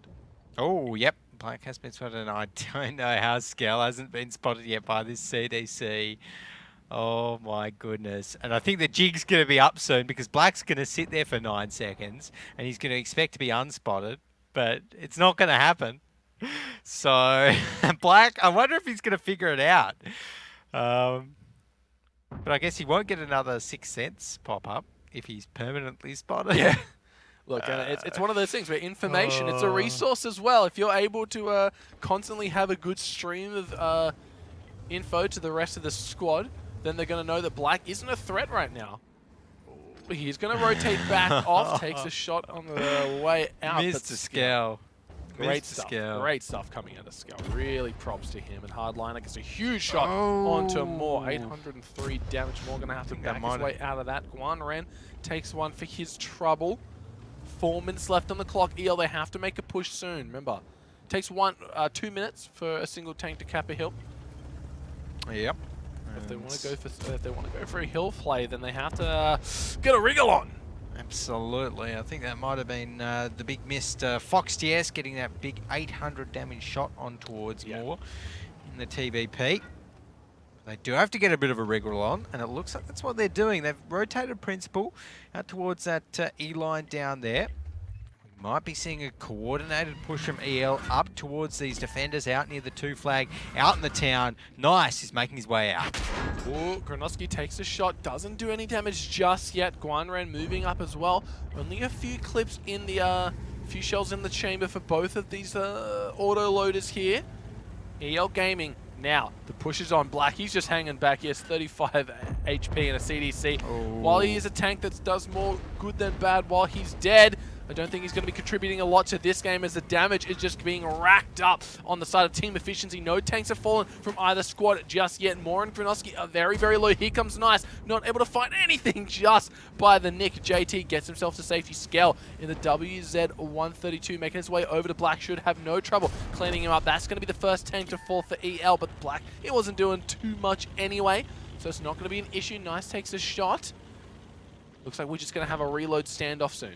Yeah, that's right. And at the moment, EL Gaming, I mean, they're not looking too bad. They've still got all of their tier 10s on the field, but brawling it out here against heavy tanks in this little town area is never easy. If Granovsky can stay up, if he can get another clip off once he's reloaded, then, well, team efficiency are going to be looking pretty good because they are already actually in the lead in terms of HP right now by about 700 HP. They just need to stay up, keep on trading effectively with EL Gaming, and actually take some of those guns off the field. Look, that's exactly right. We need to see if old mate Foxy is going to go for a huge shot in that grill, trying to find it. Not going to do too much though as team efficiency. 2 minutes left. They need to mount their defense strong. Nice. He takes a shot. He's still somehow barely breathing. Here comes Skell. Can't find the connect on the kill. He's going to have another shot at Hardliner. Seconds on the reload. Not going to find a Hardliner living on 28 HP. And Skell gets capitalized on. He goes down now quiet. Rotating back around. Reload up in 2 seconds. He's going to have a full clip in the bat shat to work with, but he could have been spotted out. 432 on top of him. He's getting lower and lower every single person. Have you ever seen a game with 6 tanks be so low at one time? A 5 versus 6 EL have the tank advantage. They're getting further and further ahead as JT goes down. Minute left on the clock. Team efficiency, they just need to run it down. Safi, he's got 2 shells in the chamber, but Bohan is overextended. Does quite have enough confidence to push that. Safi gets Guan. Granovsky goes down to Nice, and Bohan looking to connect with a shot. 50 seconds on the clock. Goodness. EL, how are they going to play this? Oh my goodness, Principal, he's the only one that can actually take a shot. No, I think that shot from Bohan, it hasn't gone through. That is critical. That's it for team efficiency. Oh my goodness me. What a standoff. Whew. That was an intense game. I've never seen a fight in the village go for that long with so many tanks left on the field with such low HP pools and a few bad RNG. Roll of the dice over on the side of team efficiency. We would be singing songs of praise right now. That was crazy. That was crazy, Max. And look, team efficiency, they've got to be so bitterly disappointed that they came away with that one without the win because, I mean, to get so many tanks that low and not be able to finish them off is just, it's wrenching, you know, it's draining. Exactly, it's rough. Like there was a lot of scenarios where team efficiency could have won that, but not going to be the case. They just needed to focus fire a little bit better in that brawl. And, I mean, it really is as simple as that. It's not rocket science. You just have to take down the tanks that you start shooting and finish shooting them. Take them down. EL Gaming, they were able to come back from that 700, 800 HP deficit that they had very comfortably. There you go. Yeah, and great stuff out of EL because their focus fire has always been one of the driving factors of this team's success. Their ability to constantly be pressuring out the low HP tanks, even the high HP tanks, and just punishing them for even rolling over the slightest line of sight there. And that's just what team efficiency were missing in this game. Yeah, and honestly, for team efficiency, it's got to feel even worse because they were up against a CDC, and you know it's like whenever anyone picks a CDC, it's not a great tank for WGL. It's quite a bad tank for WGL, unless you're using it in a troll strat. Exactly, because otherwise it doesn't do anything. Like we saw, it couldn't even spot out the WZ-132. Like that was 50 meters from it. I think if he got another meter, he would have seen him, but. Anyways, let's take a look at how that all went wrong for team efficiency. It really did. There was just an intense standoff from start to finish, and this is going to be the CDC just falling victim Put to into the skill. dumpster. Yeah. And this was heartbreaking right here. Yeah, look, Mr. Scow just got a little bit too big for his boots there. Too tall for his tracks. Yep, too tall for his tracks. Could have perhaps played that one a little bit smarter. But anyways, he And also look at some of the HP numbers on the side of EL. 2 members, sub 300, 1, 28 HP, and Hardliner putting up big results this time around. Hardliner with 3.3 get damage. I mean, that is a very fair effort in an IS-7 of all tanks. It can often be very hard to, I mean, let alone get 24 shots off in an IS-7. Popping off. Yeah, absolutely. That's a long game. Well, that's a long game, but it's good to see Bowl up there. Fox TS in the grill, 2.8 get damage. More in the TVP did a little bit of work. That's good to see him on 1900 or so. I guess with every tank so low, then it really was a mix of both EL and team efficiency at the top of the scoreboard here. Yeah. And look, props again to EL for brilliant focus, fire, and coordination. But team efficiency, they're still giving them a run for their money. Every single game tonight has been very, very close. So should team efficiency end up falling at the end of this series, they can go out with their heads held high, because this has been an impressive game so far, but we still have so much more to go. Only 3-2 in the advantage of EL Gaming, who are back on form, it seems. Yes, well, I think so. It's safe to say that they're back on form after that one, Rogi, because they really did look strong, even though it was close. I mean, looking at our predictions here for this one, like, We all gave EL team efficiency a lot of rounds. Yeah, you and Jordan predicted EL Gaming would 5-3 this. Yeah. And I'm predicting a 5-4, which is still technically possible. It really is, and the way that team efficiency are playing, I wouldn't even be that shocked. Obviously, I was shocked when you made the initial prediction, but how they're playing tonight, I think they have a shot. I really do. Yeah, 100%. We can see down there at the bottom, Mr. Black in the AMX CDC did not much. Skell did less than He not did more much. than I thought he did, to be honest. Yeah, well, exactly. But yeah, Skell and the WZ132, just shame he went YOLO there, because I'm sure he could have actually played that one a little bit better. No, you're right. He had so many targets to choose from, and he just thought, oh, I can get this guy and get out. Then he didn't get the guy, and then he was like, oh no, now I have to commit for this kill. Instantly, another tank from EL Gaming turn around, take him out, punish him for his aggression, and that kind of was the undoing for team efficiency. Yes, exactly. So, look, team efficiency, I think that if they can sharpen that up for next time on Muravanka for the next half here, then they are very different halves. So we're going to be expecting something different from TE. Let's take a look at what they're going to be going with here now that they are on the attacking side. Yep. We'll see a couple bat shots, a lot of bat shots coming out on the side of team efficiency here. So few for EL Gaming as well, getting themselves 2 AMX 50Bs, no CDCs this time around, so both teams going to be playing it by the book. EL chucking another IS-7, worked out well for them last round. Maybe this time they want to do something similar, but this time on defense. Yeah, the IS-7 on defense is a little bit interesting. I'm not sure whether I like that on the defensive side. Obviously on the attack you can put the IS-7s in those pillboxes where we saw EL Gaming put them. But on the defense, look, I mean, it's still a heavy tank. You can still do good work, and I'm sure EL Gaming will use it quite well, but just not something that we're always used to seeing. Team efficiencies line up here though, the 2 113s. I mean, that's pretty standard here in Ruinberg. IS-7. Again, they can pop that in one of the pillboxes. And then they've gone with the bat chats. The 4 total bat chats, 2 tier 9s, 2 tier 10s.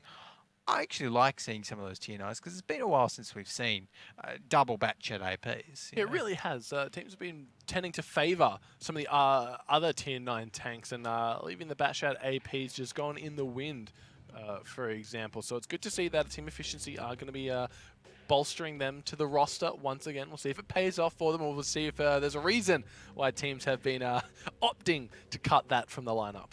Yes, well, I'm not too sure whether we will be kind of viewing all of these teams, what they want to do here, but overall, I think, yes, the AMEX CDC not making an appearance this half is a good sign for both of these teams, because the CDC strat that we saw last time, it was never going to work out. You know, team efficiency and EL Gaming, they're both teams that are just too good for it at this stage. It might have worked, you know, on I don't know, did it work in Dark Halls once or TCZ or something like that? I think the time we saw it work is when they didn't use it for its intended purpose, just put it on the 2 flag as a bait.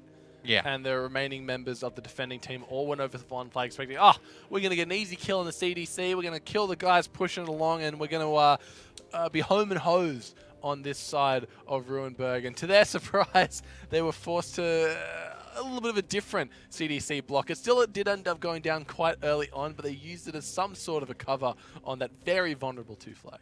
Yes, absolutely. So, I mean, with no CDC here, obviously we've got a lot more standard tanks. I almost would have liked to have seen a tank destroyer thrown in there or something. I mean, you know, I like it when these teams shake it up with the TD on the attack. We've seen FV4005 work before. If you know, EL wanted to go for that one, I like the grill on the defense as a tank destroyer. That can obviously be made to work quite well, but not going to be happening this time. We just got stock standard team efficiency. I think it's probably leaning for me towards more of a 1 flag attack with all of those bat chats in their lineup. Would make sense. Very fast lineup, exactly, that they can just charge right out into. Apart from so we're probably not going to be seeing a 2 flag. That's the only real telling sign that I can kind of make from team efficiency's lineup there. We've seen a lot of teams go for that very bold, aggressive push onto the 1 flag village that's kind of set up for the defenders to have a little bit of refuge in, and it always seems to go wrong. They always seem to lose a tank right off the initial or just take a huge amount of damage. So if the kind of state of mind on EL will be, this is how they're going to play it, let's just set up the defenses, let's get the line of sights well. And one thing that EL do best out of any team is make sure that when they set up their defense, every tank is in a position to shoot pretty much every angle on the map. They can pretty much call for support from anywhere, any one of their defenders, and they'll get at least 1 shot in. Yeah, that's right. Well, guys, why don't you let us know what you think is going to happen in here with the hashtag WGL APAC, of course, at WGL APAC on Twitter as well. Make sure you give us a follow and let us know who you think is going to win here on this next half between EL Gaming and Team Efficiency on Ruinberg. I'm definitely still going for my boys, Team Efficiency, but look, EL Gaming, they're fighting toe-to-toe, sort of neck and neck. Yeah, and then make sure to tell Alex how wrong he was when EL come out on top. But let's, while we have a little bit of downtime here, let's have a look at our head-to-head matchup once again here. Yes, of course, Bolognese and Guanren, our 2 featured players in this one. Bolognese, of course, sub here for Team Efficiency's roster, 76% accuracy. Guanren, 81%. So Guanren is one of those EL players that just has an insanely high mechanical skill level. 81% average accuracy, 82% penetration rate. I mean, that means whenever Guanren shoots, basically 4 out of 5 times, he's going through you and he's hitting you. And that's just impressive stuff coming out. Being able to consistently hit those high armor pen shots, it's really impressive stuff. It really is, because we've seen some of those drop us to the low 70s on some of these players. So being able to consistently have 80 plus is really admirable. Yeah, absolutely. And just looking at the averages, you know, Meltdown's average accuracy is like just barely 70%, let alone 81%. It's pretty insane. Yeah, it really is. Of course, the damage dealt going to be a little bit underflated for Bolognese here. He's only played a few games. Of course, Guanren putting up 72k. Huge numbers out of your boy Guan. And he really is. He's playing quite well this series despite the score line. Still favouring EL, but not as much of a margin as we've seen. Of course, it always is easy to get good statistics when you're winning. It's always impressive to do it on the back foot, and I feel like Guan has kind of been the rock for his team that they've needed at the moment to stop themselves from falling apart. Yeah, Guanren, definitely a top player in EL Gaming there, and Bolognese, like, you can't really ask for too much more in a sub, I guess, for Team Efficiency. Right. He's played rock solid in all of the games that he's jumped in, maybe apart from a few last week where he just went a little bit too ham. I was reminded by that of Jordan, so don't blame me, Bowl, for doing a bit of crap talking. It was all Jordan that reminded me of that. I was like, oh yeah, I was talking to Jordan. I was like, oh yeah, Bowl played pretty well last week, didn't he? And Jordan's like, oh no, he didn't. like That's some spot on Jordan impression. oh, dude, he just went in and died. So yeah. Anyways, Of course, joining me on the desk is Jordan Elfish Guy Mays. If you keep that one, Alex, I'm impressed with that. But look, we finally have the game for you guys, so you won't have to sit through any more impressions. As comic as they are, EL up 3-2 to Team Efficiency, who are putting on a heck of a fight. And if this series keeps up the way of the other two games, we're going to be seeing a 3-3 here. But EL looking to kind of get the advantage here and bring us up 4-2. yeah, look, I mean, statistically here on Runeberg, EL do struggle on their defense. So this is the hub where they'll lose. They've got a 67% win rate on it so far this season.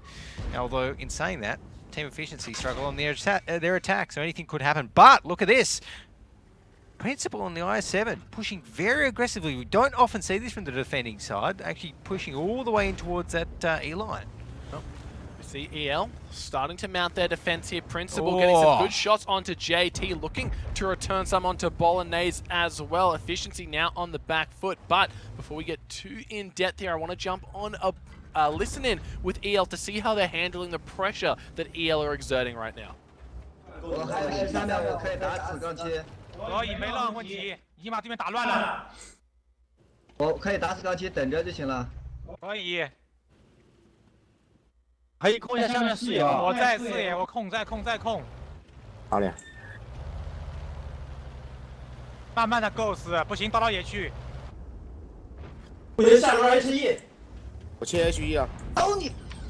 好的了。换人 HE 准备开团。去 HE。这杠七我可以抹。撤，直接撤，这个人直接撤，这个人直接奔水池，直接奔水池。按照预案走，按照预案走。直接去这里静默就行了。 按预案走，5厘米跟我进城打，是吧？对，我们俩捅后面。是留一个还是不留？这2个人在中间带面就行了。江山直接奔水池，我连跟我直接进后方。M1现在可以让一让了。完全啊，不会死。有人架下炮了，这边探头他会亮的。 M1往前搞，5厘米直接进去。 Very passionate stuff coming out of EL. I always like how heated and serious their comms are. You can hear, I'm sure, Fox TS directing the troops around the battlefield. But Team Efficiency, they're losing JT, who's having, let's be honest, he's having a shocker of a series tonight against one of the most important games that he can be playing. Yeah, look, JT going down first in that IS-7, not ideal for Team Efficiency, and I just don't think they're expecting that aggression from EL Gaming on the defense. They're pushing right in towards the town, taking the fight to them, which is something we so rarely see here on here in Runeberg. And looking at the damage stats, we can see that Team Efficiency are about 2,000 damage or 2,000 hit points below EL Gaming so far. And that is quite a lot. Having the gun off the field as well in the IS-7, it's going to take some big plays from TE to come back into this one, Max. Oh, here come the push out of EL. They want to make sure to punish Bolognese. Is he going to get the response in time?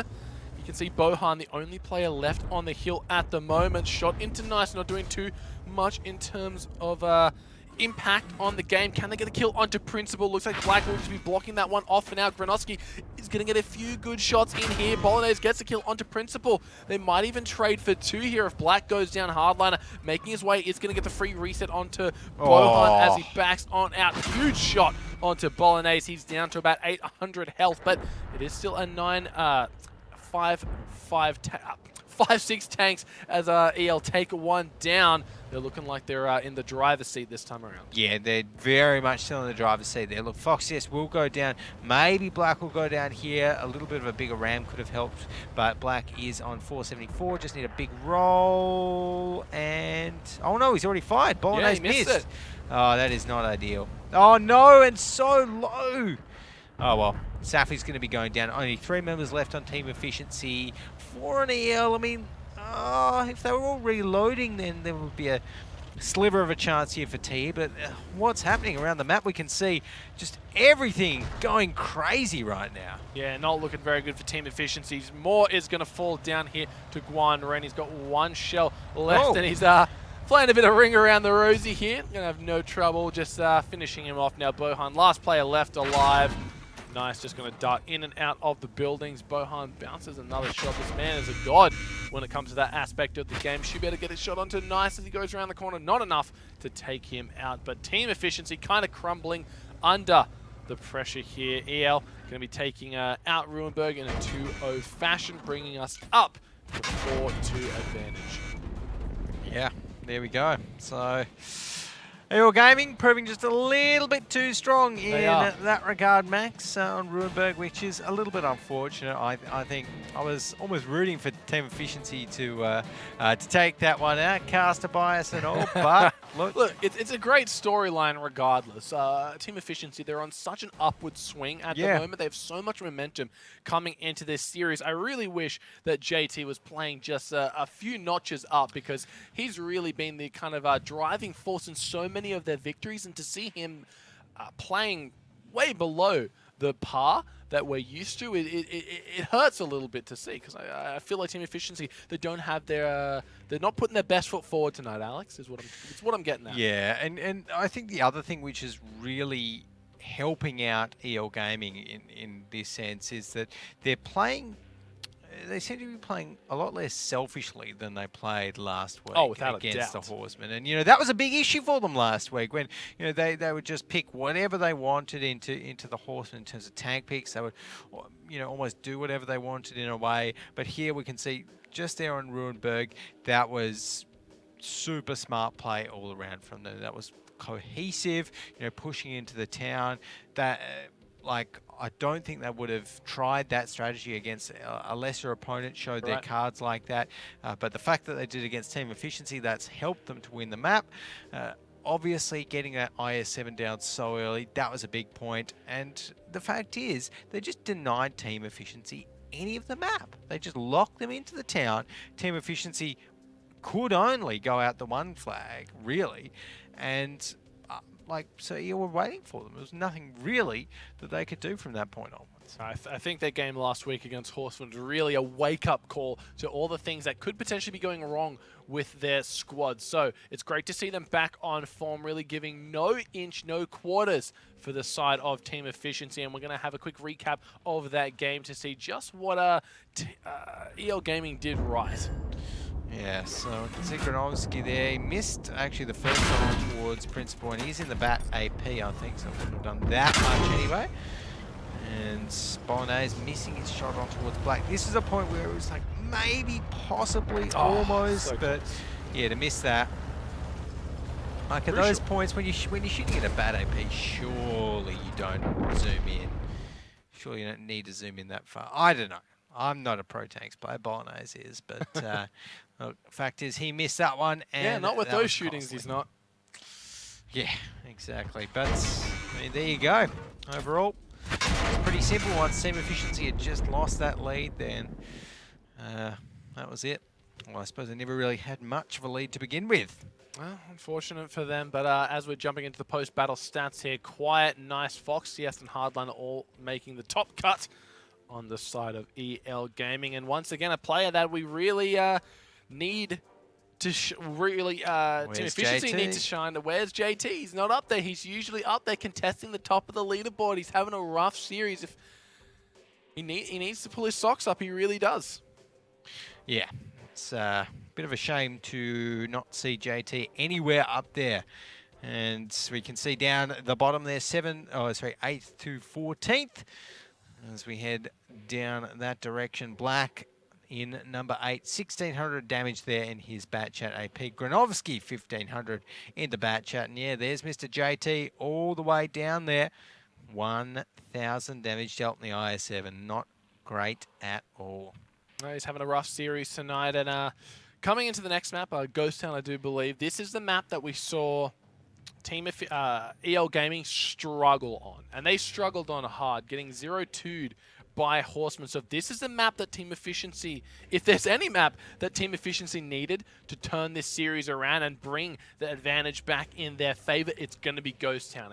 It's looking like a weak map for EL right now. So yeah, this is the turning point, I feel. Yeah, I mean, just looking at Ghost Town stats here for EL Gaming, they have lost one on the defense there. 67% win rate on that. They still look quite strong on the attack, and their defensive loss, I think from memory, that was when they picked those two T57 heavies, and it was just a rough lineup for EL. I think they might have almost had an E100 in their lineup as well, something like that, which just didn't work at all. No. I and think that was a map that them playing so selfish really shined on. We saw so many times they just kind of overcommitted to trying to take down a member, and Team Horseman, they had it nudes up on the hill, just punishing anyone from that EL Gaming roster. Yep. Worked out well for Horseman, no doubt about it, that Oods last week. Wonder if we will be seeing any Oods from perhaps Team Efficiency this time. They don't often pick it. I don't really think we've got a dedicated sort of Swedish tank destroyer player on the Team Efficiency lineup. So maybe seeing it from them is not too high. And bit of a fun fact for everyone out there, Max, is that the Oods actually has the lowest win rate out of any tank in WGL APAC this season that's been played more than just a handful of times. You know, Oods been played over 10 times, and it's actually sitting on 33%.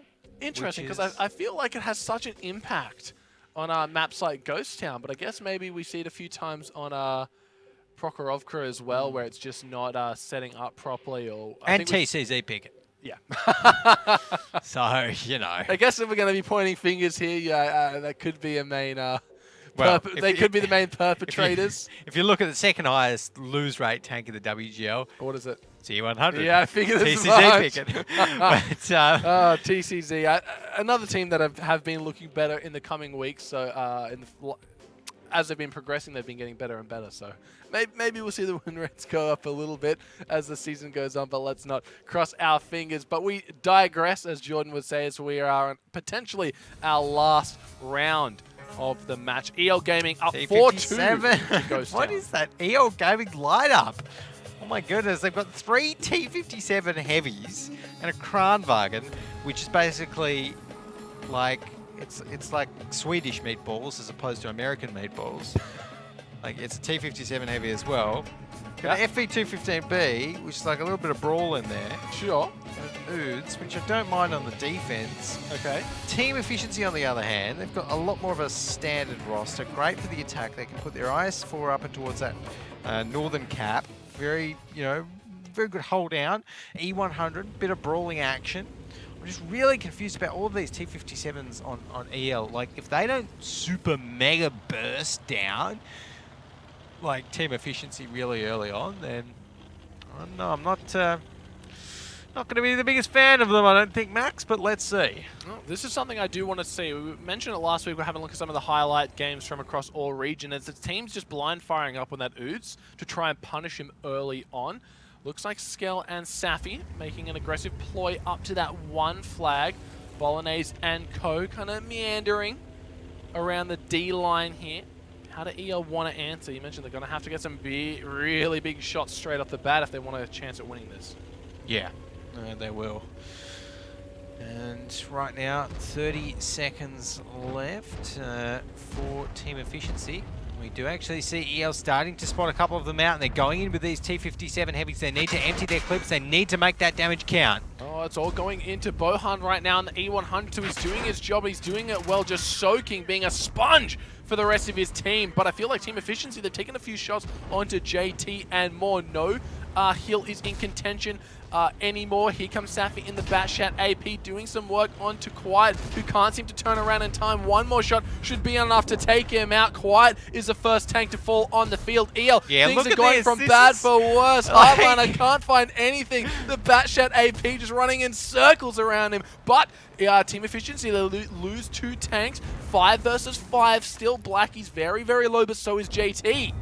Yeah, look, JT, they're trading with the T57 heavy. It's not quite going to work. I mean, Team efficiency there. We're able to pick up a few kills there while those T-57s were on the reload. But obviously whenever the T-57 is off the reload, then it is a very, very scary tank. Bolognese doing a little bit of work there in the AMX-50B, but now Black should be able to help take him down. Oh, He just went so fast around the corner there. Skell, does he have enough damage to take him out? 1, 2 on the reload. Safi going to find some damage as well. They need to take out the heavy Oh, there we now. go. Skell. 3v3. It's so damn close to call. Fox is quite low, so is Nice. HP pool advantage only slightly in favor of team efficiency. Skell, he's getting lower and lower by the second. Bolognese only 57 HP to his name. Guan Ren still full HP in the ooze, sitting all the way up top his high castle right now. Fox, yes, hiding behind the smoking ruins of a teammate. Going to take a shot. There should be a free kill going through, coming out of team efficiency. Yeah, and in the meantime, the man on the high castle has not been doing too well, because I don't really see many shots from Guan Ren coming down in towards the attacker's team efficiency. So right now, effectively, look, I mean, yeah, the Uds is hard to spot, but if team efficiency just sit on the cap, then they really only have to deal with Nice in a bat chat with 520 HP. Yeah. So that's 2 shots from anyone.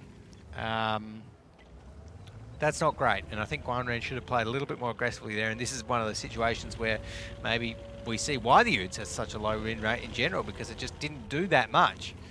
Because team efficiency didn't play into its hands. 1000 HP to work with on the Uds. Nice with 524, both very, very low. Few good shots coming out of Granovsky should end their hopes of taking the first round on Ghost Town here. Oh, can he get the shot onto Skell? Misses that one. That's it. That's game. Very great stuff coming out of team efficiency. We mentioned this could be the turning point for the series if they're able to take this all the way to tiebreaker, the unheard of. EL going to tiebreaker 2 weeks in a row. That would be crazy. If EL went to tiebreaker 2 weeks in a row, then I could safely say that this season is unpredictable. The gap is closing. Yeah, absolutely. Gap is closing, and I think it honestly is these teams getting better, not just EL getting worse. EL have definitely shifted up their play style a little bit. You know, they've shifted gears. They drive a little bit slower now, but yeah, it's hard to say whether EL have actually improved this season or stayed the same. Or have they plateaued? Very tricky. Very tricky. Look, Phase 2 is definitely performing for us right now. We've had a lot of very exciting games going down to the wire. A lot of games that we just thought this is a clear-cut X and Y victory, and they've thrown things up in the air, keeping it interesting for us. Team efficiency down only 1 round to EL Gaming, and now the onus is on them. They're backs up against the wall one more time. They've shown us a great side.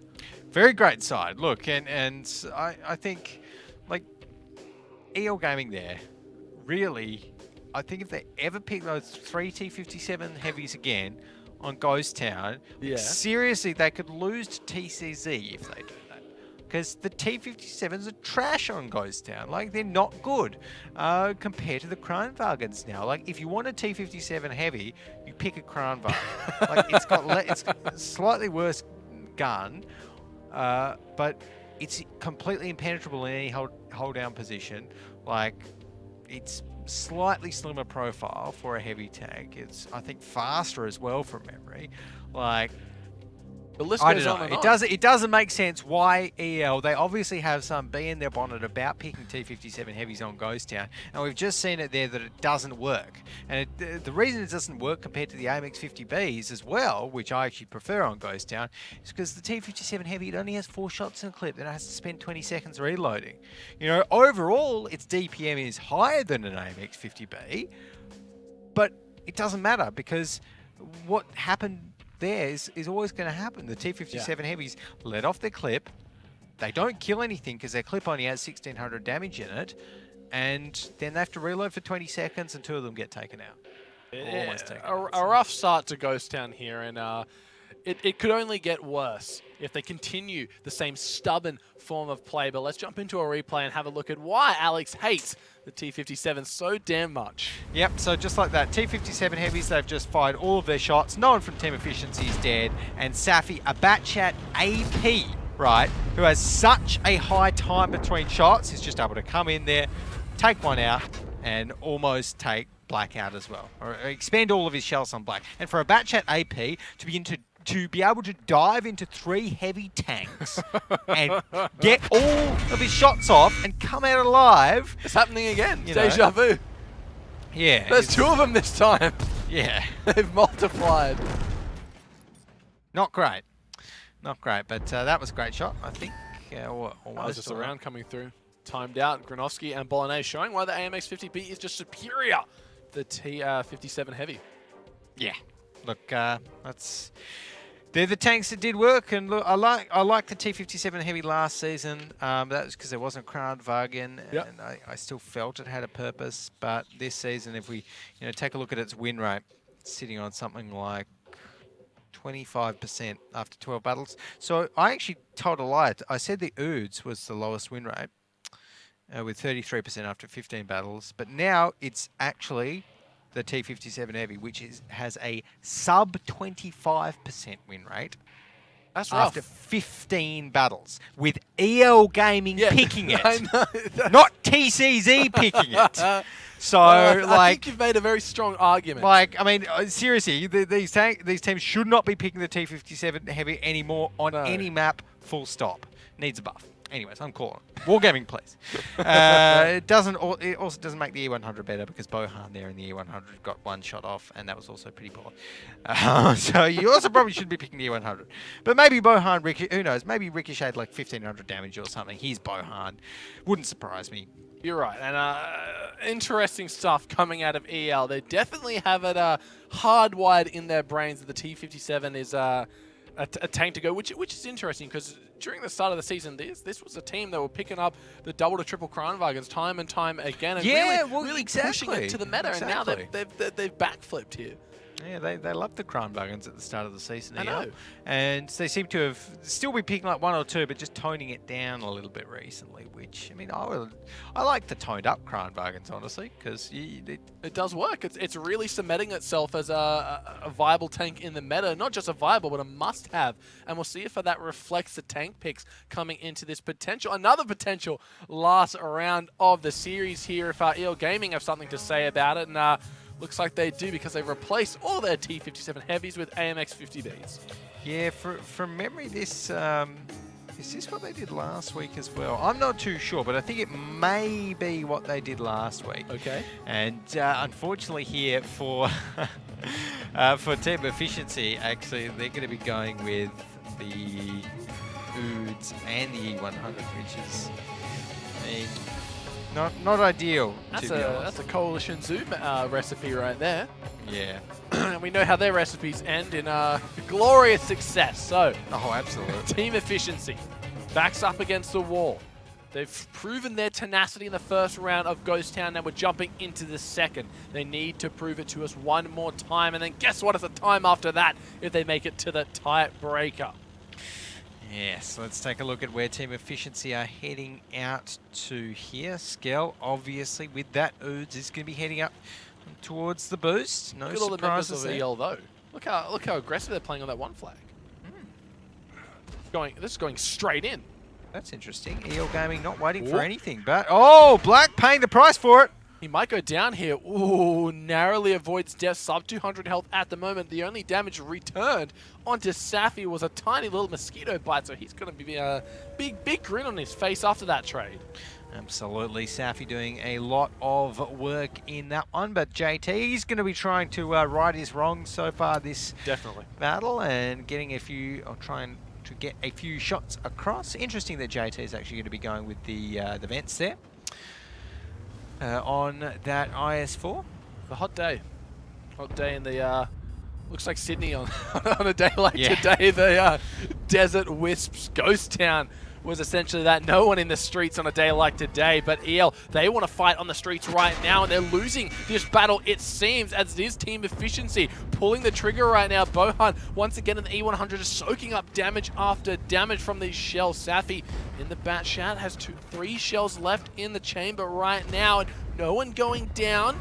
Still a lot of turrets on the field. Black EL are Fox getting and very Hardliner low. are very, very low. So a few focus fire from Team Efficiency is all they need. But it's something that they struggled with, and they could be struggling with it on this as Safi and Bohan are the first 2 to fall. Could we see a repeat of Ruinberg here, Alex? Oh, well, no. I think Team Efficiency, they're looking really, really strong still because look at the HP advantage that they have. Huge. EL Gaming, 2,500 HP in total. This should be Team Efficiency to clean it up. Look at all of TE. They're way too high health for EL to deal with here.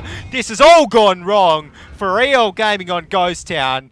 And just like that, we almost got a little bit ahead of ourselves, but nice there. We're shouting, everyone in the control room shouting, it's all a party, but there we have it. EL going down 4 for the second tiebreaker in 2 weeks. What a performance coming out of Team Efficiency. They're 1 round away from taking it. If I get this right, Jordan is never going to hear the end of this.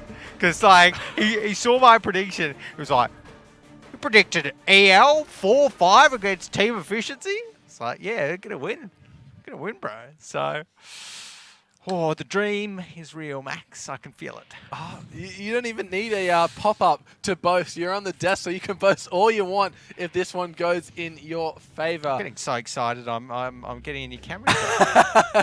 It's a great series. We've started off the night so damn strong with such an impressive game. Win or lose, Team Efficiency, they've shown up and they've shown themselves to be a top contender in our league. And I really fear for their upcoming opponents because after tonight, everyone's gonna eyes are on Team Efficiency right now. If they win this, it's gonna be glares. If they lose, it's still going to be glares because they're playing so well, and everyone's going to want a shot at them after this. Yeah. Well, look, it's. I don't know. I still think they could do it because I think they can too. That one there, like EL, they had the right tanks. EL went a little bit YOLO, but they can still win when they do that. But Team Efficiency just handled it so well. You know, that Team Efficiency got the damage out when they needed to. Bohan in the E100 did work. I think all of the AMX 50Bs of Team Efficiency did work. Like, and I will be interested to see how much damage the units of Team Efficiency actually did that time as well, because I think he was actually was it Skell in a situation where he could actually get those shots down with units, unlike Guan Ren, I think, or whoever played the units there for EL Gaming in that first half. Well, that's what happens when they do that initial push on the 1 flag. We saw at the start, Blackie just got decimated, completely ground into dust. And let's have another look at that bloodbath on Ghost Town. Yes, so here we are, Guan Ren, lol. No idea what's happening. Oh, actually, maybe he's trying to, like, dodge more or something. I don't know. He ricocheted a shot there. But anyways, EL just really in struggle street. That was not great. And you can see the score reflecting it. Nice, the only person on the top 7 for EL Gaming. JT finally reclaiming his position up on the leaderboards here in that IS4, dishing out 2k worth of damage. Bolognese, he really, like, this guy, I think it's time to get up off the bench, Bolognese, and get back in that core roster, because he's having a hell of a night. And I would understand if he's up against any of the bottom 4 teams, but he's up against EL Gaming, and he's putting up these results, these numbers. This man, it's not time to be a sub anymore, Bolognese. Your days of sidelining are over. Get back in the core, mate. I'm demanding it. I want to see it next week. Yeah, the demand has been made the gauntlet's been thrown down. I want to see more Bolognese. I loved watching him in Season 1, and we've missed him in Season 2, and tonight it's a heck of a night. Team Efficiency taking EL all the way to a tied game. Match point. Match point. Crazy. Absolutely crazy there. This is a time where we say none of us could have predicted this, but Alex, you could have. You're very well in position to have predicted this one. I may be. You know, I like to think I'm pretty good at that sort of thing. The prediction Max. game. What can I say? What can I say? You got to go for a few bold ones here and there.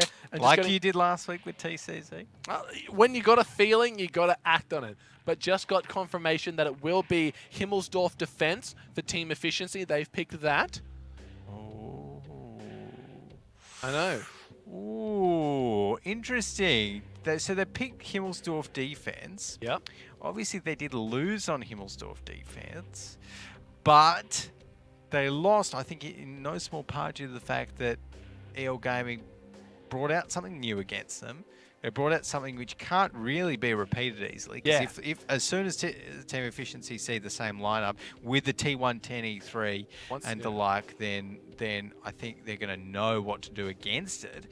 So this is going to be really, really, really interesting, actually, on the Himmelsdorf defense. But I wonder, you know, would they looked strong on attack as well. But They did. It's tricky. It's tricky. It really is, and it's going to be a very interesting round. One round to decide these things, and I think you're right. Now that our Team Efficiency are privy to the knowledge of what strategies EL can dish out, they might be a little bit more not what's the word I'm looking for? Not reluctant, not hesitant, but reserved. A little bit more reserved coming in to this defense. Maybe keep their eyes on the prize, not get distracted. Yeah, maybe. Well, who knows? But anyways, I did a little bit of a quick calculation just then, Rogie. And I saw you're out there pressing your numbers. And, quick what do you got for us, calculation Alex? onto like the actual percentage chance of Team Efficiency to win that map based on their tank picks. And based on their tank picks, they actually only had a 40% chance leading into that one, statistically speaking, of beating whatever EL's tank roster was. And I mean, there you go, to beat EL with a 40% statistical chance to do so. It's one of those things, and not to mention, everyone comes into a match against EL with like a 10% chance. Yeah, well, exactly. Yeah, you've got to multiply them. So like 0.4 times 0.1 is like not much, 4%. You know, so Team Efficiency, they're ready to pull off the dream run right now. It's this time. It's a reverse from EL Gaming's game against Horsemen, where they were down 2-4. It's Team Efficiency down 2-4. They've brought it back up to 4-4. And Alex, what's caught your attention, boys? Mate? We've got the FV4005 on Team Efficiency again, and EL aren't doing their like trick roster. They haven't got the T110 E3, and this is very, very interesting. Team Efficiency there with the two IS4s, the AMX50B. So going very, very bulky, which leads me to believe that they probably won't be doing a hill rush with those IS4s. Maybe focusing on the banana. But wow, this is, look, this, I really, really hope this is close, Max, because this could be like the game to end the entire series, and it could end it so, so well. Yeah, it's just one of those games. This is tanks. EL Gaming, undefeated. Never have they been taken to two tiebreakers back-to-back, but tonight, Team Efficiency have the opportunity to do the upset of the lifetime. They have the opportunity to take out EL Gaming, and Skell, he might be off to a bad start. They're getting taken very, very low. Hardliner, can he get a shot in as well? He is going to get the spots out just in time. Black going to try and make him pay. A shot to the butt could do that. Not going to find it though. Bolognese making a rotate over down the line. He sees Principal and Quiet. Does he want to go for the play though? No, he doesn't. So Black there, he's just going to be taking a look around, see if he can get any scouts happening. And obviously Skell getting that early little bit of damage put onto him is not ideal, but not the end of the world for Team Efficiency. He is just their scout, and taking a look at the lay of the land here, we can see that Fox DS is up in his little snipey hole. Bohan with the IS4 actually getting a good shot on towards Principal. Oh no, I think Skell's not long for this world. Yeah. Black took some shots though for that one. Yeah, no, look, Skell, he got his comeuppance in a small way. And, we'll be sticking around there to spot. EL not making a big move just yet. Look, they're just hovering around the banana line. And of course, for those of you that may be a little bit curious as to what the banana line looks like, it is this bad boy right here. Have we come to this section of the show, Alex? Absolutely. Where you draw for us a banana? Yep. The banana just down here. It doesn't matter whether it's EL's chance of losing a game against Team Efficiency or if it's a 4-0 stomp. Alex, you'll show us that banana line when you get the chance. I love showing my banana lines, Rogie. But right now, EL Gaming going to be pushing up a little bit with this 113. hardliner going to be going a little bit hard, actually, on the D line. But team efficiency, they're very spread out at the moment, and they should actually be able to deal with this, because I don't know if EL thinks they're spread out. Maybe EL just thinks they're all kind of camped around the 2 flag like a standard defensive setup, and that's why EL have got those tanks down there in K7. But team efficiency, from the last we saw at least, is actually pretty well spread out. Comes more in the FV4005. We saw him get some 2 huge shots last time around. Do it again, though. Can he do it again? I mean, this, honestly, like, this could be, like, every playmate here could be WGL APAC history, in recent history. We have not seen a team beat EL Gaming in WGL APAC for ever. Yeah, this could be the a dethroning here. This could be regicide if team efficiency can take out EL Gaming. They could be the new ones wearing the crown for the rest of Season 2. Oh, and to do it with a sub in Bolognese, Wouldn't impressive. that be a Cinderella story? The shoe fits on Bolognese tonight, I'm telling you. Dainty little feet in that glass slipper. He's wearing it perfectly.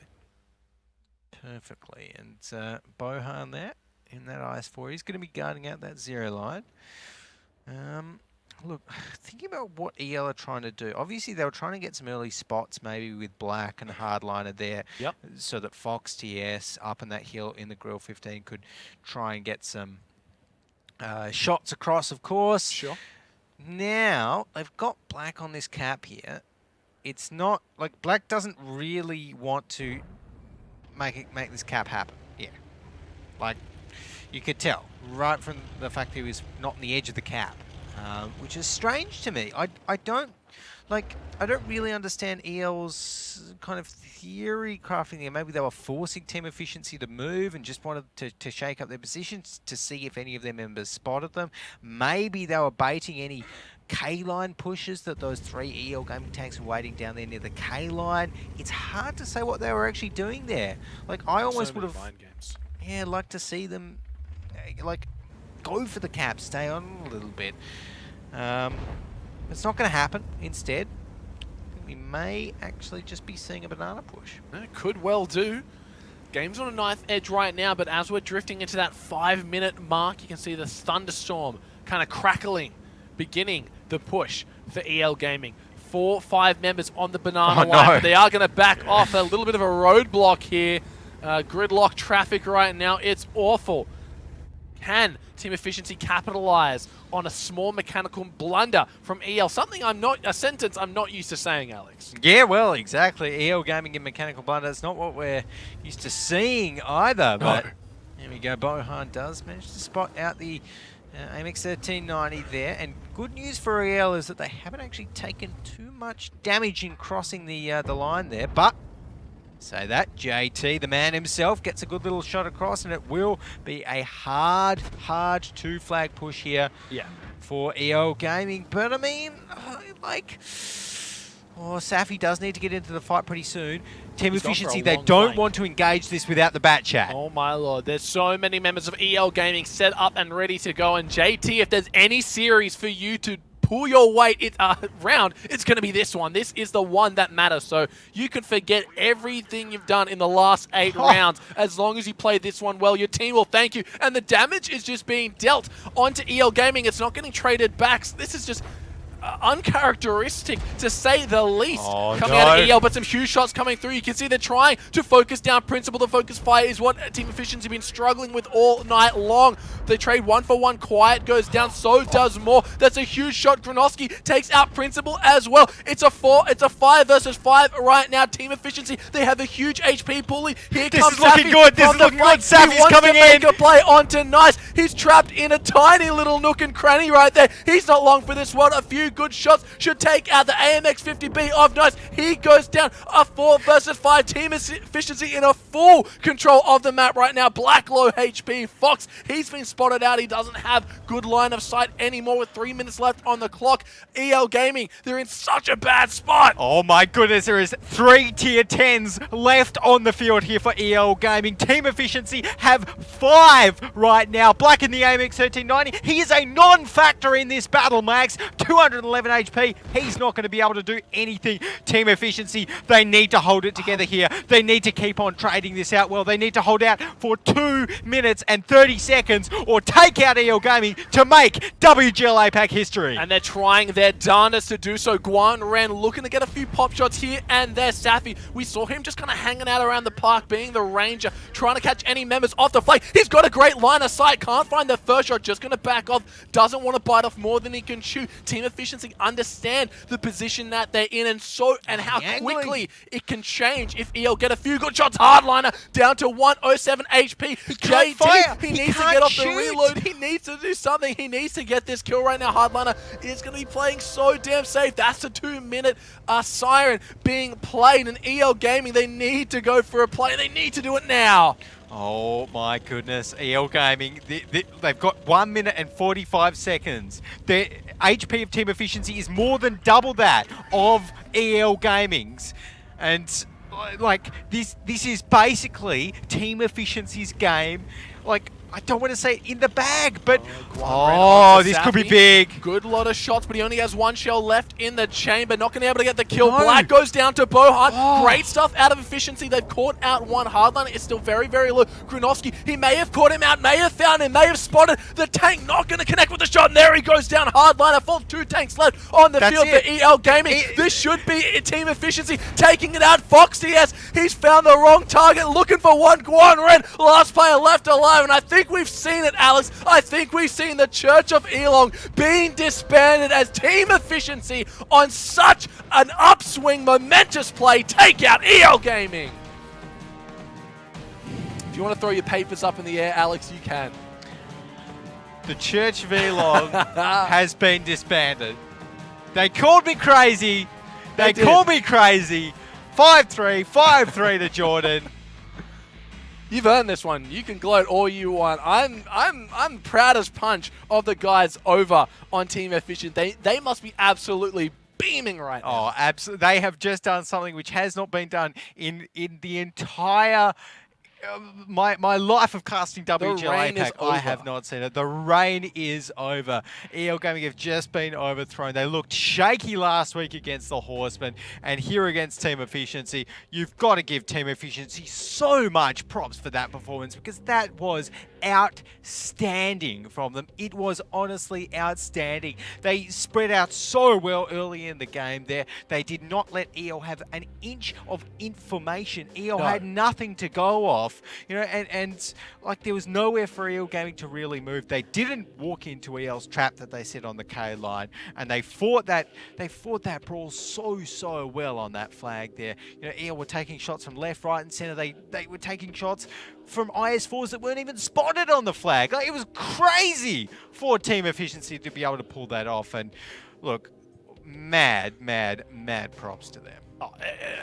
I'm speechless. Team Efficiency pulling no stops tonight. They went all the way down to the wire, back from a 4-2 deficit. You can't get more impressive than that. Once again, a massive congratulations. Team Efficiency, they've performed regicide. They've killed the Kings. They've dethroned EL Gaming. Whichever way you want to spin it, that's what's happened. Yeah, there we go. And let's take a look at just how that happened, I think, because that was a moment to savor in APAC history. In APAC history, absolutely. And look at this, Bolognese just doing a fantastic job. They're getting in the way of everyone.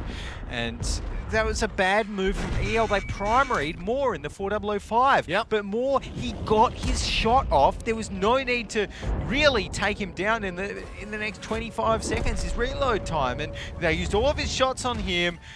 They just got taken out right after that. Moore had already, you know, one-shot one of the EL Gaming AMX 50Bs, which, by the way, crucial shot from Moore. Like, every single member of Team Efficiency there just absolutely insane play, and we can see that on the scoreboard. They've got 5 members up in the top 7. JT's done it. He's back. He only needed one series to perform an MVP for us, and it had to be this one. Yep. So, massive props to your boy JT, pulling up when it mattered most. Safi, Bohan, Granovsky, Bolognese, the entire roster, Skell and more, all pulling their weight here tonight and delivering us, in my opinion, the best series we've ever seen.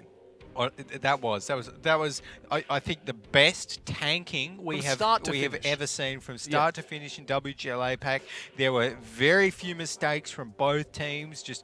That was top tier tanking at its best, and anyone who's watching live tonight has really been in for a treat. What a way to kick off this week of tanking. I mean, like if this can happen now, that just completely blows the entire competition up in the air. Look, there's a new kid on the block, and his name is Team Efficiency. These guys cementing themselves as a contender, and it's been a long time since we've said this, Alex, a contender for that #1 spot. Oh, that is amazing there from Team Efficiency, and look, even more there in that FV 4005.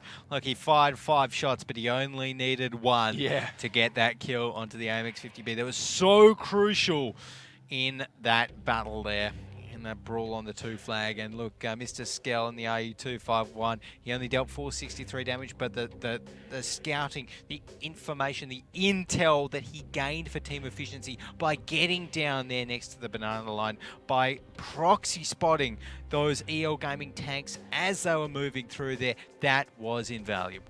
It really was. Pretty much every cog in the machine tonight was spinning 110% for Team Efficiency.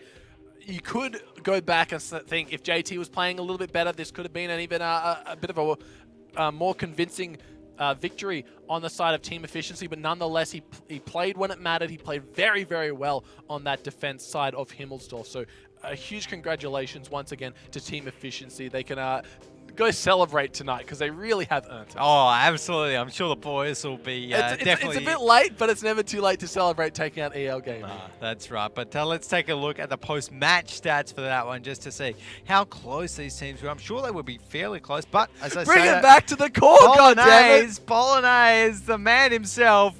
Again, like, Elfish was talking bad about him. He was talking rubbish about my boy Bolognese, but look, Elfish is going to be red in the face right now. I think he will be. Talks crap about Bolognese. He mocks your prediction, Alex, and where's he right now to revel in this victory? Well, obviously, I think he might need to stick to observing for tonight because